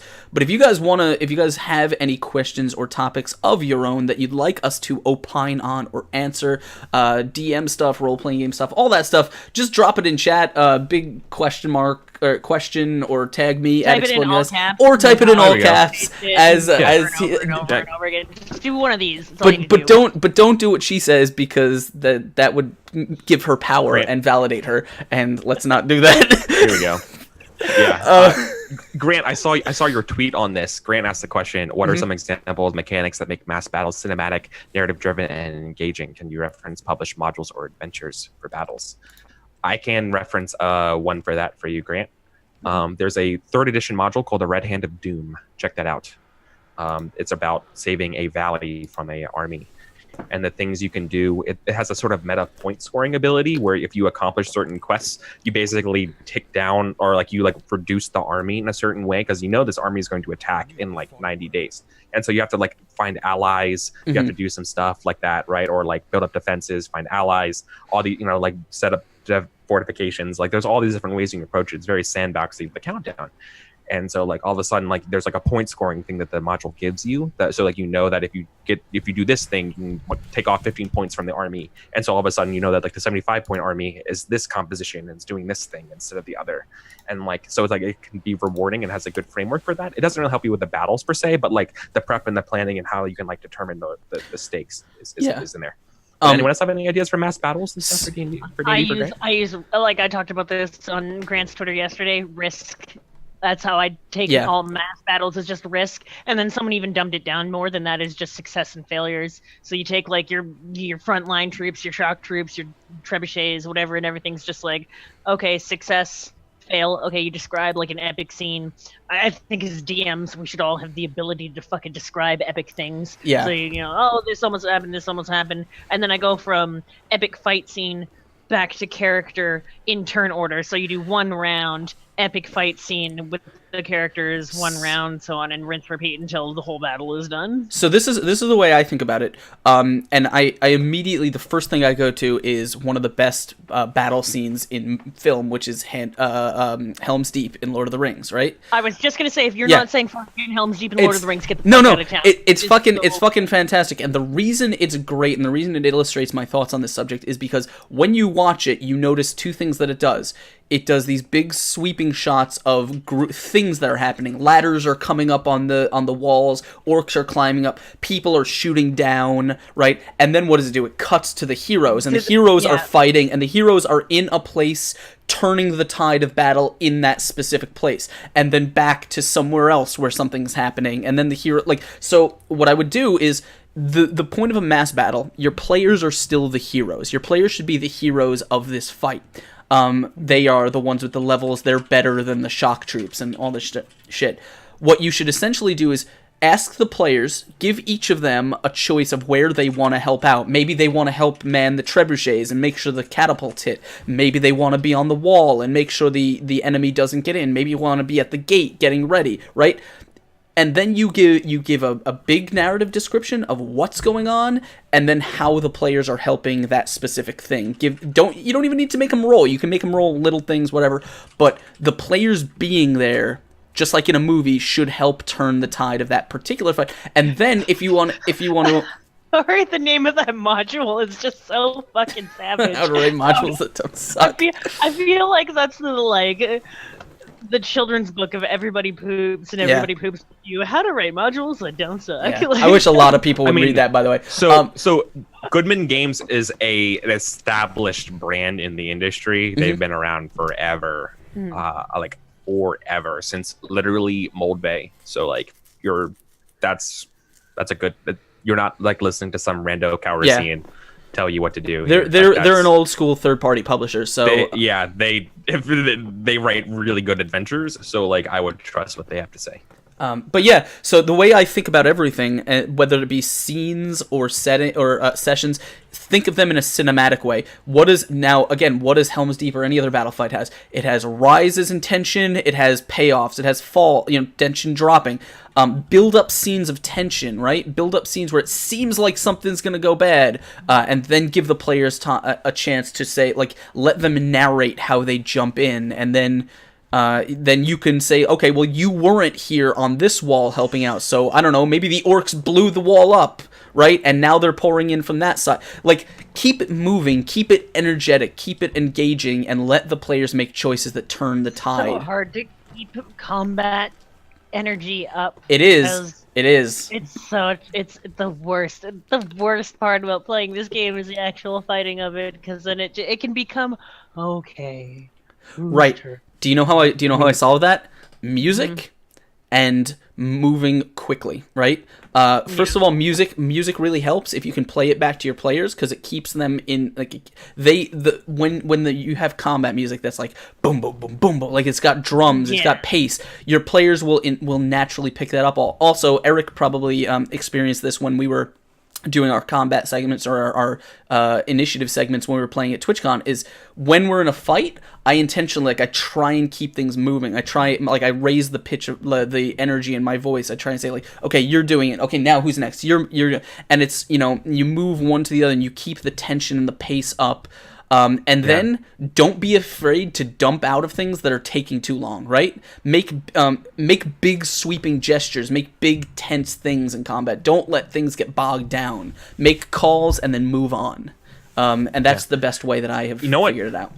You know what I want to see from Dungeons and Dragons? I don't want rules for mass combat. I want like some kind of like weird way of doing a skill challenge that like abstracts that out. Because you know what I want to do? Like, I want you to fight like 20 goblins when you're like level 5, but I don't want to spend 2 hours. Fourth edition has skill challenges. Right? You can definitely use those. I know, but like, well, let me hear what the consequences are. It's like, but like, so it's like every time you stream a game on D&D, right? Like if you're streaming a game of D&D, most of the time there's maybe 2 combats in the entire session, right? There's like a set piece combat that's like really big, and maybe a minor one leading up to it, right?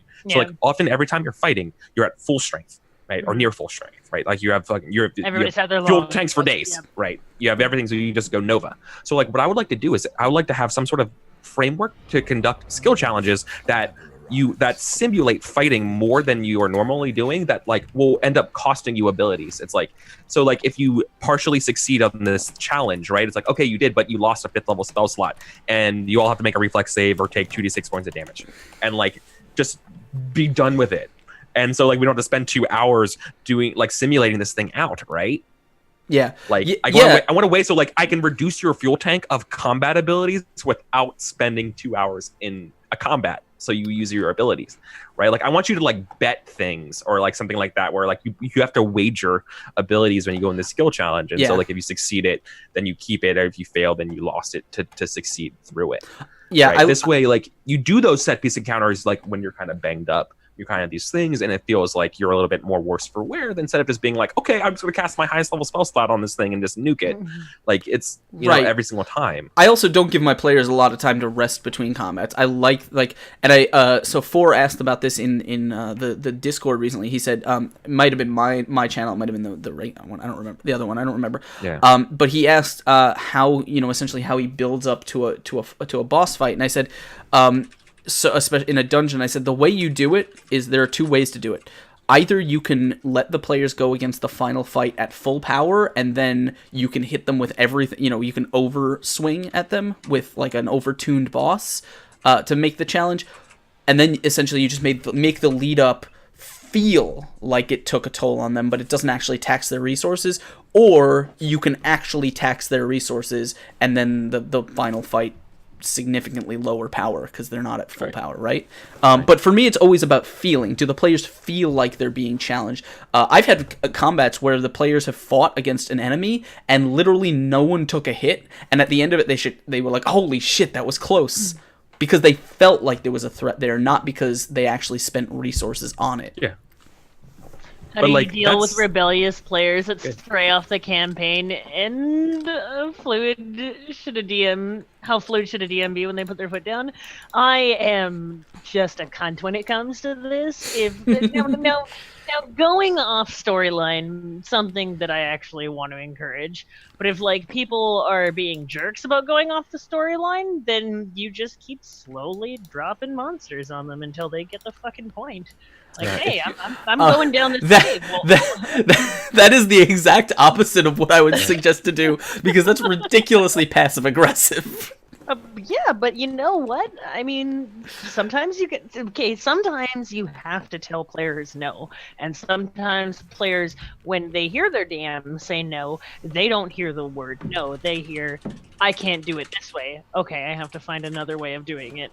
So you have to sometimes, as a DM, put your authoritative foot down. Telling a player no and having them get the idea of no is really, really hard to do as a DM, because you don't want to feel like you're railroading your characters, like you said, the passive aggressive manner that I'm doing, because what that is entirely railroading your characters. Yeah. It depends on how far they're pushing their off. Like, what are they doing when they're going off story? Right, that's what I was going to say. Are they building armor for 18 days and, they want the downtime to ruin it for the rest of the players? Or are they trying to literally start a separate quest and adventure? It depends what you mean when you say rebellious, right?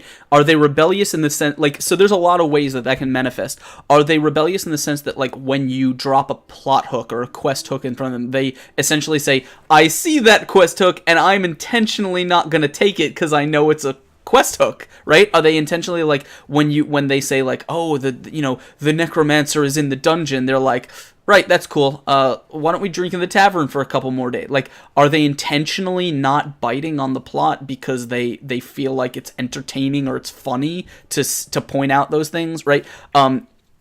Or are they rebellious in the sense that they are, like, they know that the quest is to go stop the evil queen, but they're like, hey guys, what if we just left town and went somewhere else, right? Yeah, that's my question for them too, right? Yeah. 'Cause the question is, like, if we're all playing dwarves and we're trying to reclaim our mountain home, and you then have one player's player's like, who says, like, fuck it, I'm gonna get drunk and just hang out and screw around in Lake Town for the rest of the time because, like, I don't want to be an adventurer anymore, then it's like, what are you doing? Yeah, well, like, if that's what you mean by rebellious, being like, I don't want to do anything that we agreed to do when we played this game, is kind of like, yeah, we should talk about it, but, like, exactly. Or is it like, actually, you know what, fuck the mountain home, let's go take Gondor. Like, Gondor's even better. You can do the exact opposite of that. It's like, okay, player wants to sit and drink in the tavern forever. Well, shit, that tavern just opened up into the Shadowfell, and now you're in an entirely different plane of existence. Like, I mean, there's a lot of ways of dealing with it, but again, it depends on the nature and why. If your player's intentionally not biting into the campaign because for some reason they agreed to sit down and play this campaign and then immediately decided they're not interested anymore, that could be a point where you say, like, okay, well, everyone else wants to play this campaign, so maybe this is just not the group for you. Or maybe it's a thing. Maybe it's maybe they're having a problem getting engaged. Maybe the story and, like, maybe something about it is not engaging them. In which case, I have a rule. It's Askren's rule number 1, which is any solution to personal, game problems like this that doesn't involve actually sitting down and talking about it like adults is not a solution. Right? Step 1: always sit down and talk to them. Say, like, hey man, what's going on here? Are you not enjoying yourself? Are we not engaging your character? Like, are you just not feeling it in some way? And if they don't offer you a solution there, then we kind of decide, okay, maybe are you having a problem with the way I'm running the campaign? Are you just not enjoying it? Like, what's the deal? You guys are so patient. I think I'm just so jaded from so many years. But that's the thing. Also, for me, 90% of the people I'm playing D&D with or playing any kind of campaign with are experienced players, not to do that. Yeah. Right. That does tend to be with. Yeah, are you playing with someone who's new that that they don't understand that, then take the Askren, Eric Vulgaris approach of, hey, let's sit down and talk about this. But if you're playing with someone who's been also playing D&D for 20 years and they're just being a cunt, well, then it just turns into who's the bigger asshole. And guess what? Right. You're the DM, you're the god. You can just be the bigger asshole because you can just keep making bigger and bigger assholes. Right. Yeah. What new players? So new players sometimes develop bad habits, right? And experienced players generally are experienced enough to not like. No one gets 25 or 10 to 25 years down into the hobby without realizing, like, okay, when I sit down to play a campaign, I'm sitting down to play a campaign, not to fuck with the group and the DM until I get my way. Isn't that what experience is? Isn't experience being like, I've seen this go wrong before? Yeah. Isn't that what experience ultimately means? Yeah. Right. So or like I've seen how to do it right. In resignations to my campaigns after watching this. But like, shit. yeah, I mean, like, yeah, like if you're, but just to echo what everyone was saying, right? It's just like who you play with is literally the most important thing you can ever do in a campaign, and like. You know what? If that person's not acting in good faith and that they're just doing this because they're like, oh, it's my first time playing a game and I can like be creative and I can say butts as an elf forever, then it's like, okay, get out of your system and then we'll take you back in when you're ready. Like, because we all agreed to do some super serious deliver the ring to Mordor question. And if you're Legolas screaming butts everywhere, it's like, come on, man, like that's funny, but like maybe that's not the tone we're trying to go for as a group, right? Like that's not what we signed up for. Right, or you're doing horror, and it's like gore everywhere. The like, type of person that you're describing is like a DM's worst nightmare. Is the player that wants to fuck with other players. Yeah. But again, and that's the player you don't invite back, right? You'd be like, hey man, this group is not for you. You know. This hobby has such a weird thing to it where it's like in order to play it 9 times out of 10 to ask a stranger to play D&D, you're asking them to be like, hey, have you ever played this? You ever played football before? Great. No? Awesome. Well, here, join this team for 6 months with these 11 other people and come out and like learn it this way. And oh, you're totally obligated to come week after week. There's no like really good way to just drop in to do it. I mean, there's a couple like, but like you normally don't learn the game that way. And so it's like, of course you have these like weird things to, because you're experiencing group make-believe again. And so of course it's like being a dream and like you're a lucid dreamer. So it's like, okay, I'm gonna blow up everything or do these things, but you got to get out of your system and do like there's so many different things that are like kind of like weird about that starting out. And but like once you kind of like come to yours, I feel like it's just very much that sense of like, oh, it's freedom, so I'm gonna push all the boundaries starting out, and then once you do that, you start dialing it back. Right? Like I feel like that's a pretty common typical thing, right? You can also be incredibly sarcastic with players when they ask to do things. Like, okay, I'm gonna go and I'm gonna burn the bridge down. You're gonna go and burn the bridge down? Really? You sure? Like, are you the baddies? Yeah. Like, is that really? Are you sure? Do you want to make a wisdom check on that? Maybe. Like, you can also make players not feel stupid while making them feel stupid at the same time. Like, give them a chance to rethink their action. Just keep asking them, "Are you sure you want to do that? Are you sure you want to do that?"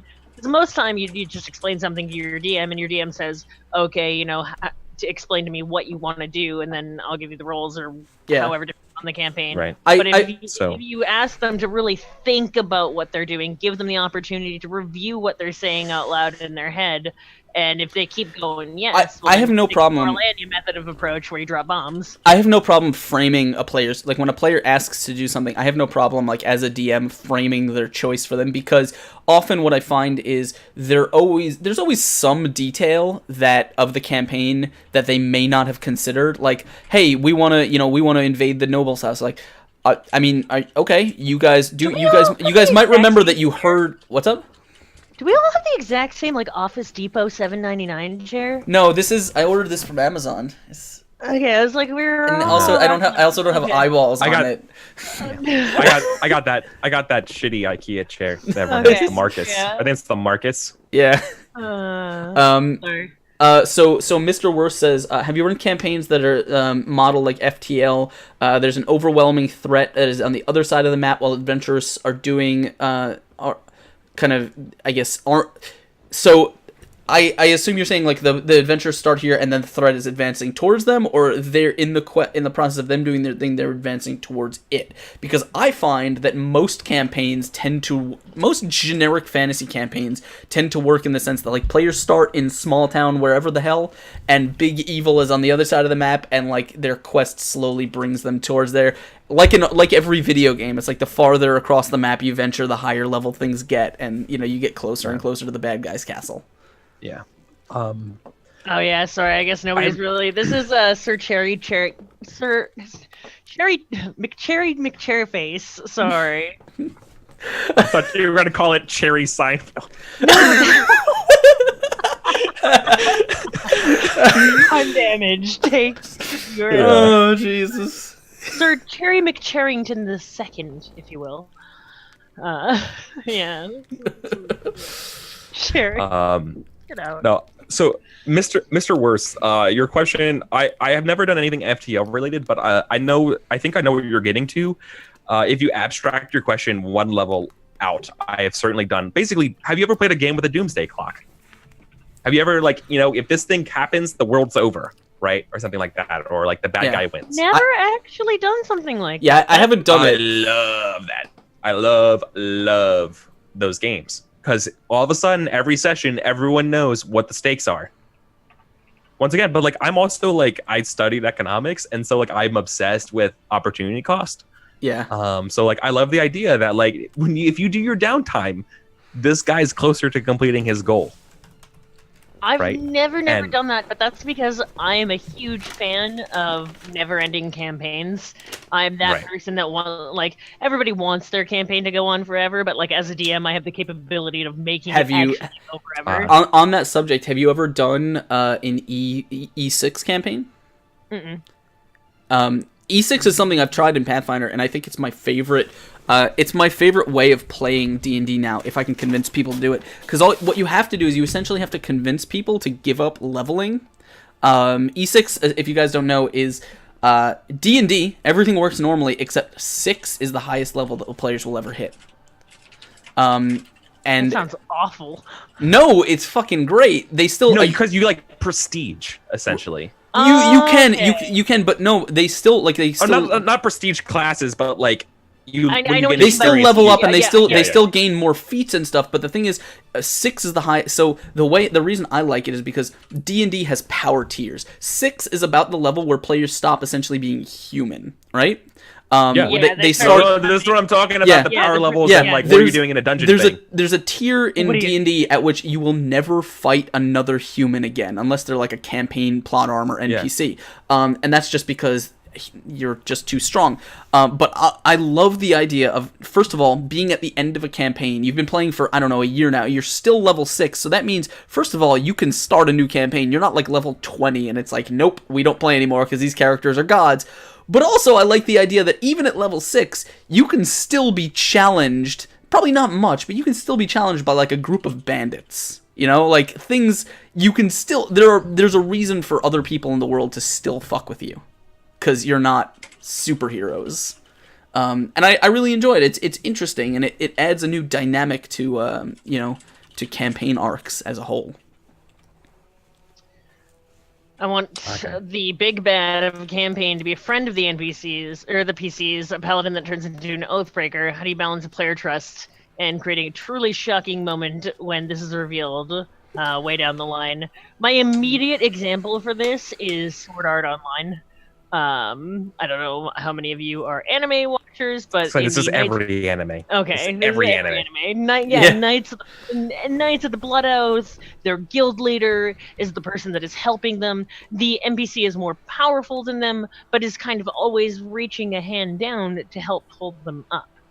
As opposed to having a PC that's at the same level as them. And because I find that when you make people around the same level, there's kind of that power struggle. And it's like people are already butting heads. But if it's already established in the character's mind that this person is more powerful than you, and they time and time again in shitty situations decide to go, I'm going to help you. Oh, I've got this for you. Let me lend you a hand. Then at the moment when you finally are powerful enough, then it's just like, by the way, all the time I've been helping you, it's so I can do this. you know? Like, Yeah, so it's every anime of like whenever you're the new kid going to the school, it's the person like, oh, let me help you. It's I help you this whole time because I actually hate you and want to see you fall. Yeah. Like it's every anime, literally every single anime. Your best friend betrays you. There's that's not saying that's wrong in a game. Like that, like I would love that shit in a game. So- I would love to have that. either that or you have to do the polar opposite of where the person is so entirely weak that like it seems like they're weak and every I time did you that. have to That's help actually them. a thing I just recently did. So my players. So first thing I did, I do a new campaign is I allow my players to create 3 NPCs. They that populate the world that are essentially their connection to the world. Right? They're 3 friends. And they can be anything like a tavern owner, a person in the guard, whatever. Just something that allows the players to have a resource in the world when they start out at level 1. And Harold the Barbarian, the guy who died, he created this dude named Sid Swarthy Wiggins. And Swarthy was a little mousy dude who was like a fellow criminal / low-time drug dealer. And they were friends, but they didn't really, like, he was kind of wary of him because Swarthy had, like, ratted on him and Harold went to jail for a little while. But they were still friends. They saved Swarthy 3 times over the course of the campaign. They saved him from being captured, from being a prisoner. They saved him from, a gang, whatever. And all that is establishing that this guy can't really defend himself. He's just kind of like a little dude that gives you information, but sometimes steps in it, and you might have to come rescue him, right? Mm-hmm. Fast forward to the players are hearing about this powerful gang that is rising up and took power in the shattered old Corvosa, and they hear a name that they have to go kill the gang leader, and his name is Sid. And when they went to it, the gang leader was literally fucking Swarthy. He had found some kind of powerful artifact that gave him a little bit of power, and he basically took over a gang and was betrayed the fuck out of them. And so it made the players actually had to meet him face to face and then kill him. And that was the reason that works is because there's setup, right? You need to set up the players' expectations. You need to give them experiences so that when the betrayal happens, and this happened, I did this in Moon Wars too, because the bad guy wasn't very well set up. He just kind of came onto the scene and the players didn't know who the fuck he was. So what I had is I had them working for him for a while. You need to have the players build that relationship, right? And build that contrasting experience. Yeah. So then when you flip the script on them, it kind of comes out of nowhere. Yeah. To build on exactly what you said, Matt Colville has a really good idea about how NPCs should work in a game, I think. And I want to share it with you real quick, just to paraphrase. Definitely check out Matt Colville's videos if you haven't already. Yeah. But to paraphrase what he talks about in one of the videos is that the reason why PCs are PCs is because no one else can do what they can do. So when you have a NPC who's behaving like them, make them different than the PCs. Make them either be...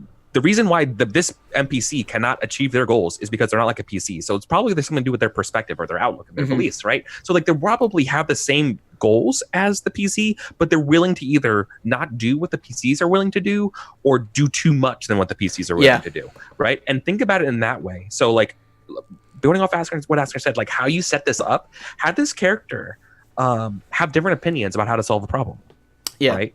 Or either be like, oh, we shouldn't mess up with that. We shouldn't mess with the elves because the elves are sacred and it's really, we should not mess with what they're doing. But we need the elves' blessing to solve this problem or whatever, right? Too extreme in the other direction. Yeah, exactly. And so all of a sudden you're seeing that this conflict is building, right? Mm-hmm. And I'm jaded. I'm jaded when it comes to secrets in these types of games. And I've never had a secret pay off really well. The only way I've had it pay off is that if we all knew it going into it, that this was happening. And so I would probably, if it was me and it was my trusty group of friends, I would literally tell the player, I'm like, I have plans to make this person the bad guy, slowly, I could see this happening, right? Maybe you shouldn't, or if you don't want to do that, then maybe don't have a plan necessarily to make this person the big bad evil guy. Let's just see what happens in play. This person has this idea that doing this one thing is his belief is set up is too much, what the players are doing is too much or too little or whatever like that. And whatever the players do, this person's going to respond in kind and do this thing, being like, I can't work with you guys anymore. The peer pressured NPC in that Yeah. situation where he doesn't want to go for it. It's like, it's Rick and Morty syndrome right Oh, there. geez, Oh, jeez, Yeah. guys, I don't want to, And I like that idea of like, because especially you talked about, or the question was about, a friend of the party but who essentially goes off in the wrong direction, right, to evil. I love the idea, again, give the players those experiences of this guy being a friend to them, and then you can have him like walk off into the sunset by maybe they all see a goal and he just charges off ahead, and the player's like, we can't do that. That's he's gonna fuck things up. He's gonna get himself killed. And then the last thing they see of him is him like disappearing into like he's doing something, or they leave him behind, right? That essentially sets it up for now you don't know. Now you don't know where he might show up again, but it's up to, as a DM, you can think, is this a good place for this guy to come back, right, and be different? And I like that. On the subject of being jaded, you can on the subject of being jaded and NPC trust. I mean, here's something that a lot of DMs don't really bust into. I've seen it on Misclicks, but have the NPC fall in love with the person. Have love be the thing that breaks your characters. Have them just be inseparable. It's all about them. They truly feel that kind of devotion. And then all of a sudden there's something that happens to that NPC where up until that point they were loyal. They were a part of the pack. They did believe in each other. They wanted to do everything together. And all of a sudden there's just this plot point that turns where you have a disagreement, and that love breaks, and that love takes you and turns you into this their NPC into this horrible person. Yeah. Like they That's lost such the a good path of point. life. That's such a good point. Love is just like love. What happens if too much of a good thing is what causes the problem? Right. Yeah. Right? Like that's so good. My favorite story. I do that in mouse art all the having, time. like, I love that shit. emotionals. Yeah. It's so good. It is interesting. Yeah, I mean, especially if you have someone like, so a lot of adventurers and a lot of DMs will mess around with having an NPC like develop feelings for or fall in love with a player character, right? And the player character, it's up to them how they interpret those things. They may reciprocate it, they may not. And either way is fine, because it kind of sets you up for having that NPC essentially go off and do something out of the pale that when the players find out about it, they're like, what? No, what is wrong with, like, that's too much. Yeah. And you could do a lot of cool things, because again, those sort of mental issues create some really interesting conflicts, I think. And you can twist them in a lot of ways. But also, it also depends, again, how much your players buy into it. If someone goes off, like that's what Eric said, is secrets tend to not pay off a lot, because sometimes there's just too much time and too much stuff happening between them for the players to remember, right? Mm-hmm. Yeah. So you have to either set it up really solidly, or you have to remind them. Yeah. That's Potentially, why you also have to remind yourself, because if you set that secret and then later on, like, because sometimes when you're doing stuff off the top of your head, you can fuck with your own best laid plans. Yeah. You know? Yeah. Like, for me, what the reason why I would probably end up This video is telling never that player on YouTube. We're swearing so fucking much. like, the reason why I would probably end up telling that player is because, for me, the people I play with love that dramatic irony, because that player would go super hard in being the best friend to that player after I told them they're going to betray them. Because, like, I play with people who would be like, just fuck my characters up emotionally. Just do it. Just let me, just give me that horrible train wreck of being like, you're my best friend. Nothing's ever going to come between us. Like, after you, like, literally that very session after you tell them, like, you're going to probably, like, end up being an antagonist at some point or whatever. And so the whole time, you have that scene at the end of that session when you guys are, like, sitting on, like, a cliff looking over the moon and being like, man, like, what would we ever do without you? Like, you're the best. And, like, you're like, like, and that player is totally buying into it, because we both know, like, we all at the table know, but we can see our characters not know, and it's just so delicious. It's so good sometimes to, like, just embrace that sort of, like, so, because, like, there's no other hobby in the world where we are both simultaneously actors and audience. Yeah. And so, like, to embrace both of those points is so important. Like, don't just embrace the actor, embrace the audience side too. And so we can all look at it and like be like, oh no, to the side as they're like the DM and the players doing that. Everyone's like, oh.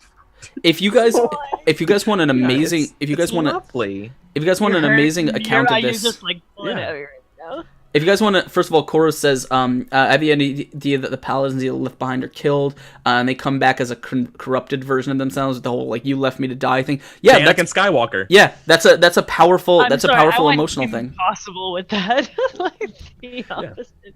But also, Mr. Worst says an obsessed NPC kind of fight against like kills people that are against or snubbing the people like that show affection. Hyper possessive. Yeah. If you guys want some great reading material on this, I would suggest the first and second books of the first two books, Burnt Offerings and Skinsaw Murders of Rise of the Rune Lords, have this character, and I don't want to give away everything about it if you've never read it, but Aldern Foxglove is such an interesting character. There's a little bit of flakiness with how he's written, but the first book essentially sets him up, like they give you the DM instruction to basically have this guy fall in love or develop an infatuation with one of the player characters. And then that comes into play in the second book when he starts killing people. And the player that he fell in love with's name starts showing up on the letters that he leaves. It's really, really well done, and if you can set it up and execute it right, it's got some great ideas about how to sort of essentially play those deep emotional relationships, even if the player didn't give a shit about the character at all and didn't reciprocate anything about it, right? It's so if you wanna read some reading on that subject, I would highly suggest those books. Friend Zone meets D&D. Options they give Foxglove. What's the name of this? It's Rise of the Rune Lords, which is a Paizo adventure path. The first two books 1 and 2, are called Burnt Offerings and the Skinsaw Murders, and you can find them about anywhere. If you can afford it, I suggest getting the anniversary edition. The anniversary edition, is great, but it's technically Pathfinder, but it is a Pathfinder adventure, but that doesn't matter. It's the story that I'm specifically talking about. This goes back to what Paizo does, and what Paizo does best is their adventure paths. Like, not even just like in terms of like, if you're a DM and you want a story to use and that kind of stuff like that, like it's great. It's just like, it's so good for mining material. Because like you don't have to use the set piece if you're playing D&D. It's like, just make up your own monsters and like give them different stats, right? And like that's fine. But like the actual like compelling story and planning of like how to get pieces to work together is like, Paizo does a really good job of that. They do. Why they're like best thing, I think, is their adventure paths. I think they probably have like, I don't know, like I know for a fact that people like will just read them. Yeah. They don't even play the game. They just read this like it's a novel. Oh yeah, right? No. They imagine what their main character would be or the party would be, and they just read the story of being like, they'd probably do that. There's a lot of great character stuff in those. There's a lot of great setting ideas. They think out a lot of the ties and things that you may never have thought about. And it's just I would highly suggest it as a reading and DM reference material. So and Rune Lords is one of the best ever. It is very, very good. Curse of the Crimson Throne is better, but Rune Lords is very, very good. What do you say, guys? One more question? Yeah. Is it already ending time? It's we've been at this for 2 hours now. Jesus, doesn't feel like it. That's good. That's what I wanted out of this show. It's fucking random and awesome. All right, let's take one more question. Koro says, "What is the laziest bad guy you've ever seen, and what is your least favorite villain archetype?" That's an interesting question. See, for me, I have to invert that question because most of my campaigns are evil. I don't do the go and save the princess. I go, you are the one capturing the princess. Yeah. So I'd have to say my least favorite type of good person is kind of like the Sturm Brightblade. Everything is lawful good. Paladin, obey the laws, do that. Reverse WoW, yeah. Yeah, it's like, okay, wow, you want to save the princess, great. Okay, you are constantly putting yourself ahead of others in danger. You're constantly, I get it, you're sacrificing everything for everybody, like. Just colossally overcompensated shoulder holders, fucking for days, yeah. Oh, God. So just even thinking about it, I'm just like, oh man, fuck those Yeah. people. Fuck the people that are way too good all the time. I don't know. I mean, the laziest DM archetype, the laziest villain archetype for me, I guess, is always like there's an evil wizard and he captured this or he did that. Go into the wizard's thing. Like, I don't know. Those are always kind of lazy to me. Because it's like wizards can do anything, so it's like you basically can do anything with that. I'd love to talk about my favorite type of villains though, and my favorite type of villains are always the ones that either can pass as non-villains or like are just like I like villains that are up front, that are visible, but you don't actually know how. Like, so okay, we've been talking about Curse of the Crimson Throne, but Curse of the Crimson Throne has a great villain, and the villain is set up is very obviously the Queen. The Queen starts out as a normal person, but she gets more evil and more powerful as the books progress, and you hear stories about the shit that she's done. And it's one of those things where it's not actually obvious how or why she's able to do any of that stuff, but she's also not hidden, right? Like, you know she's fucking evil pretty quickly. You just don't know how or why, and there's no obvious way to get to her. And so the campaign progresses as she fucks over the city slowly. And the only thing you're thinking is like, we don't know how. Like, how is she doing this? She was just a normal person, right? Like, and then you kind of have to go through the campaign until you learn more and you figure out how to get to her and stuff. I like that because she's present. I would like it a little bit more if she had an active way of engaging with the players, but I also like the fact that she's completely indifferent to the players for most of the time, right? Like, they don't even register on her list of shit to do. Also, That's the most insulting type of villain. I know, it's great. Like, I don't need to worry about you. I'm gonna send the guards after you. Fuck off. It's fucking great. Also, my favorite type of villain that I've ever heard of was literally this elven woman who, because she was elven, she literally had unlimited time and no sense of propriety, and so she was an elven woman that fell in love with a human man, and the human man died, and 3 campaigns this guy ran where the villain was just her using her unlimited lifespan to find a way to like be reunited with this dead human to the point where she like did like fucking like killed hundreds of thousands of people over the course of the campaign just to perform a profane ritual to hide the sun so she could like do this spell at night, like under the right moon conditions. Like, that's a fucking crazy bitch right I know, and I love it because it's so frustrating where at the end of the campaign the players are like, is it this fucking elf again? Did you fucking take us through 20 levels just to fight this fucking elf again? That's amazing. That is actually the best things I've ever heard of. Like, it's this crazy bitch again? It's like... Again, 3 full campaigns. It's like when you go to one party and there's that crazy girl who's like crying in the bathroom about her boyfriend, and then you go to a different party and she's still crying over here, and you like go to another party, oh fuck, finally this chick is gone. Oh, she's crying about a new guy now? Like, what the fuck, man? So, that's how I love villains like that. Laziest villains are the ones the PCs don't care about. Yeah. Like, what are your PCs doing if they don't care about it, right? Like, if you're playing that kind of game, it's like, do games need a villain? Yeah. No. So like, a lazy villain is putting a villain for a villain's sake, or a villain that people don't care about. You know what? Solve all their problems. I'm assuming you guys all played Borderlands 2, right? Nope. Yeah. No. Well, Borderlands 2 is fucking great because the villain literally is talking in your ear the whole game, right? He's like, he knows you're there, and he's literally just taunting you, like, the whole fucking game. And I think that's why it's so good, is because he has a lot of personality, but also, like, he never lets you forget that he's there, and that you're gonna have to kick his ass eventually. And I think that's why it makes a great story, because the players, you never get to forget about the villain or what he's doing, right? He's always showing you why you should hate him. And I think that's really powerful, because a villain that's not on screen or not present is so easy to forget. It's like, why are we doing all this again? Oh, is it that wizard that lives up in the tower across the country? Okay, whatever. What? Yeah. Oh man. But it is, guys. It is 6 o'clock. I think that is. We've been at this for about 2 hours. I think that's a good place to end it. Of course. First of all, before we wrap things up, thank you guys so much in chat for your questions, your topics, and just being really active and amazing today. If you guys enjoyed the show, please let us know what you thought in chat. This was our first episode of the DM's Table, what we hope to be a weekly roundtable with all kinds of awesome people and you guys coming here to talk and about stuff and learn to be a better GM. Let's go around to our panel of two people here and let's get some thoughts and impressions from you guys. What do you guys think of the show? Did you have a good time talking about stuff today? And this was great. This was exactly what I imagined. But I 100% in the future want to see a pun damage meter. I will see what I can do. Yeah, either a meter that increases or something that decreases.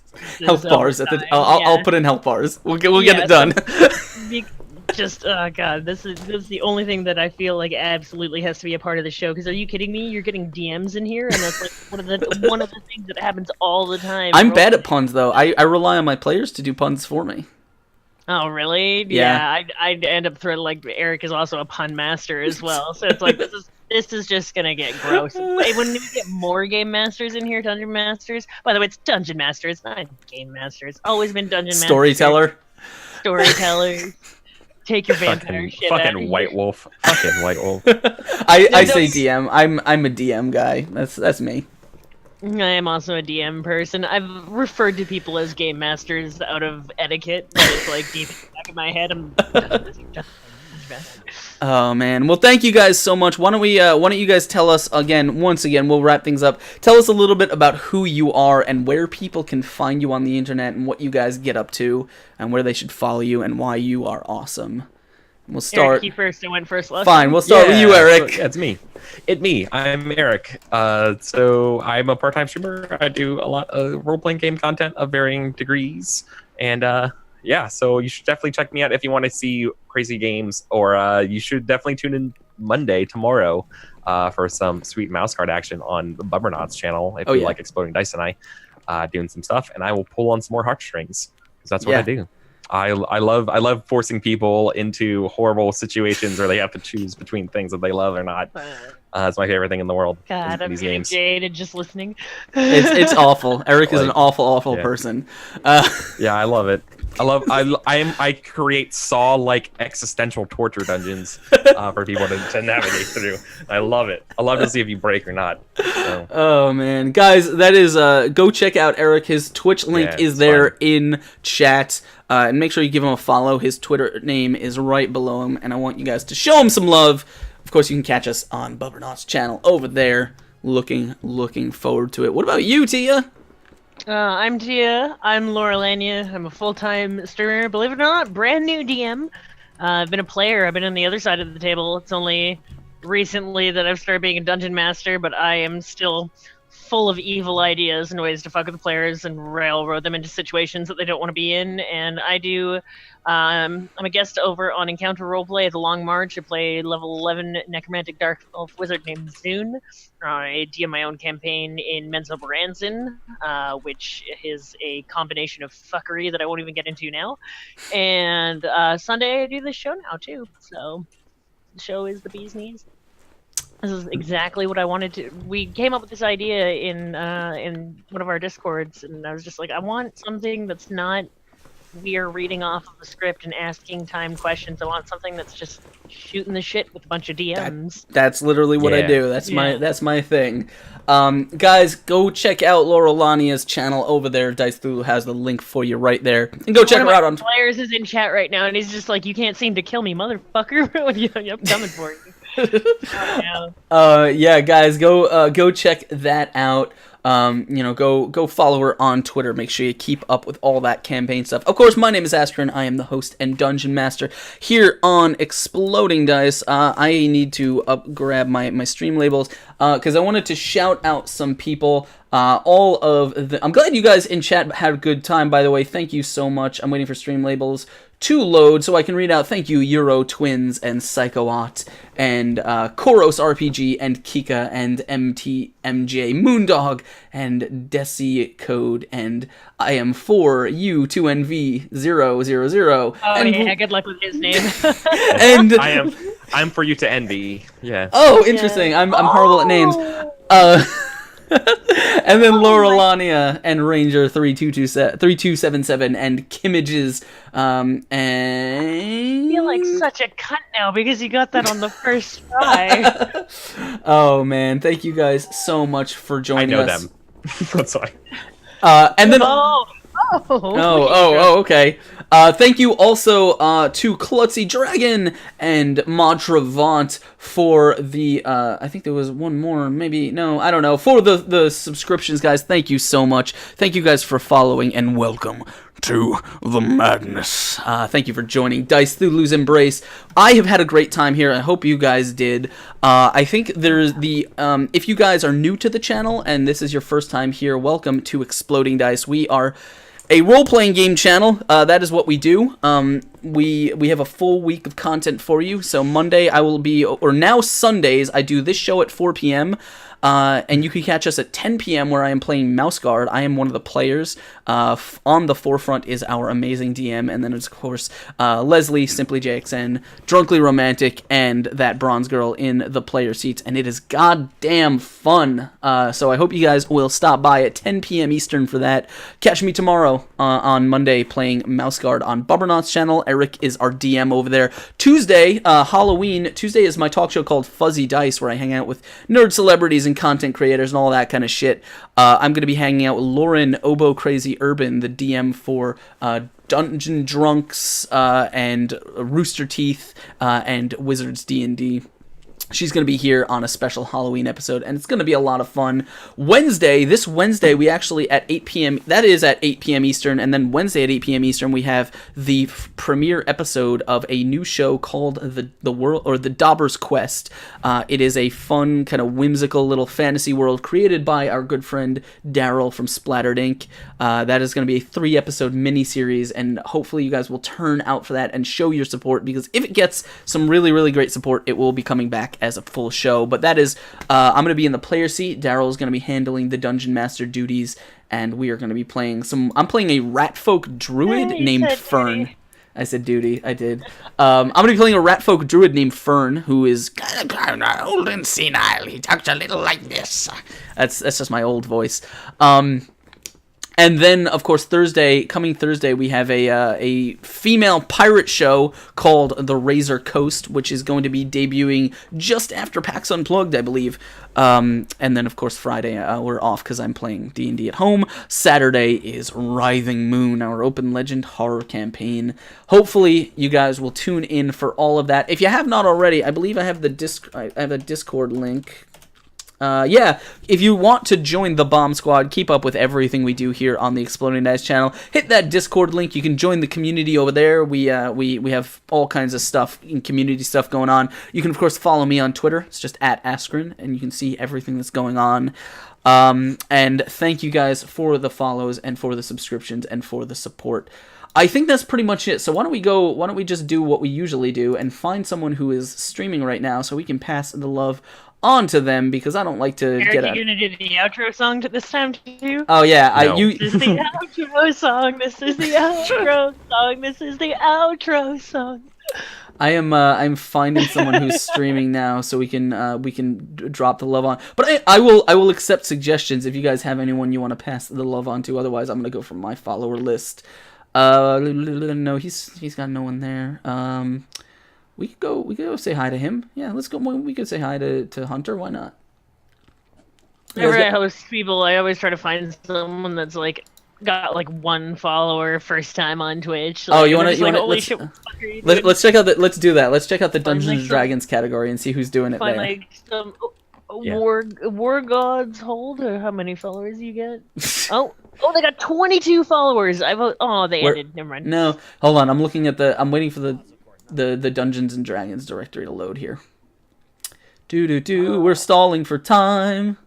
These guys have 15 followers. 15 followers. I don't think it gets any lower than that. These guys, and they're live action.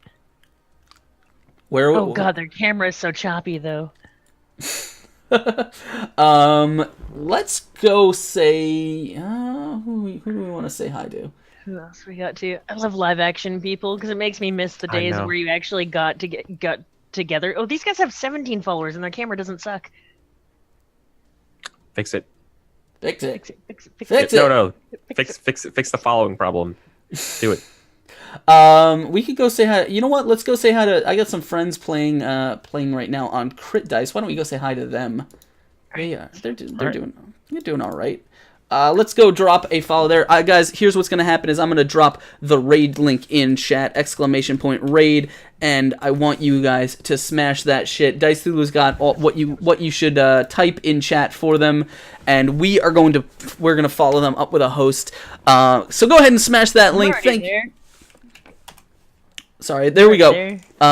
Guys, drop that in chat. That's it for us. We're gonna get out of here. Thank you guys for watching. Thank you guys for hanging out. And thank you to my panel for making this show so much fun and an awesome premiere. We will see you next time, but as always, don't let Anna!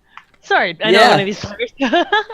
Yeah, I love Anna. Let's go, guys. We'll see you next time. As always, don't let Dice Thulu get his tentacles on you, because he gets very handsy when he does. We'll see you next time, guys. Take care, everyone.